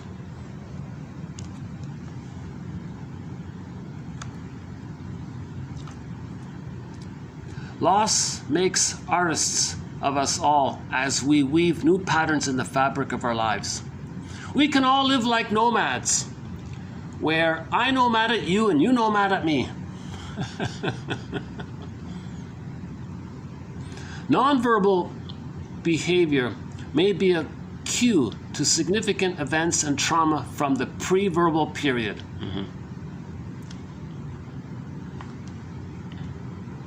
Making bad choices keeps him dependent on and loyal to his mother. This is not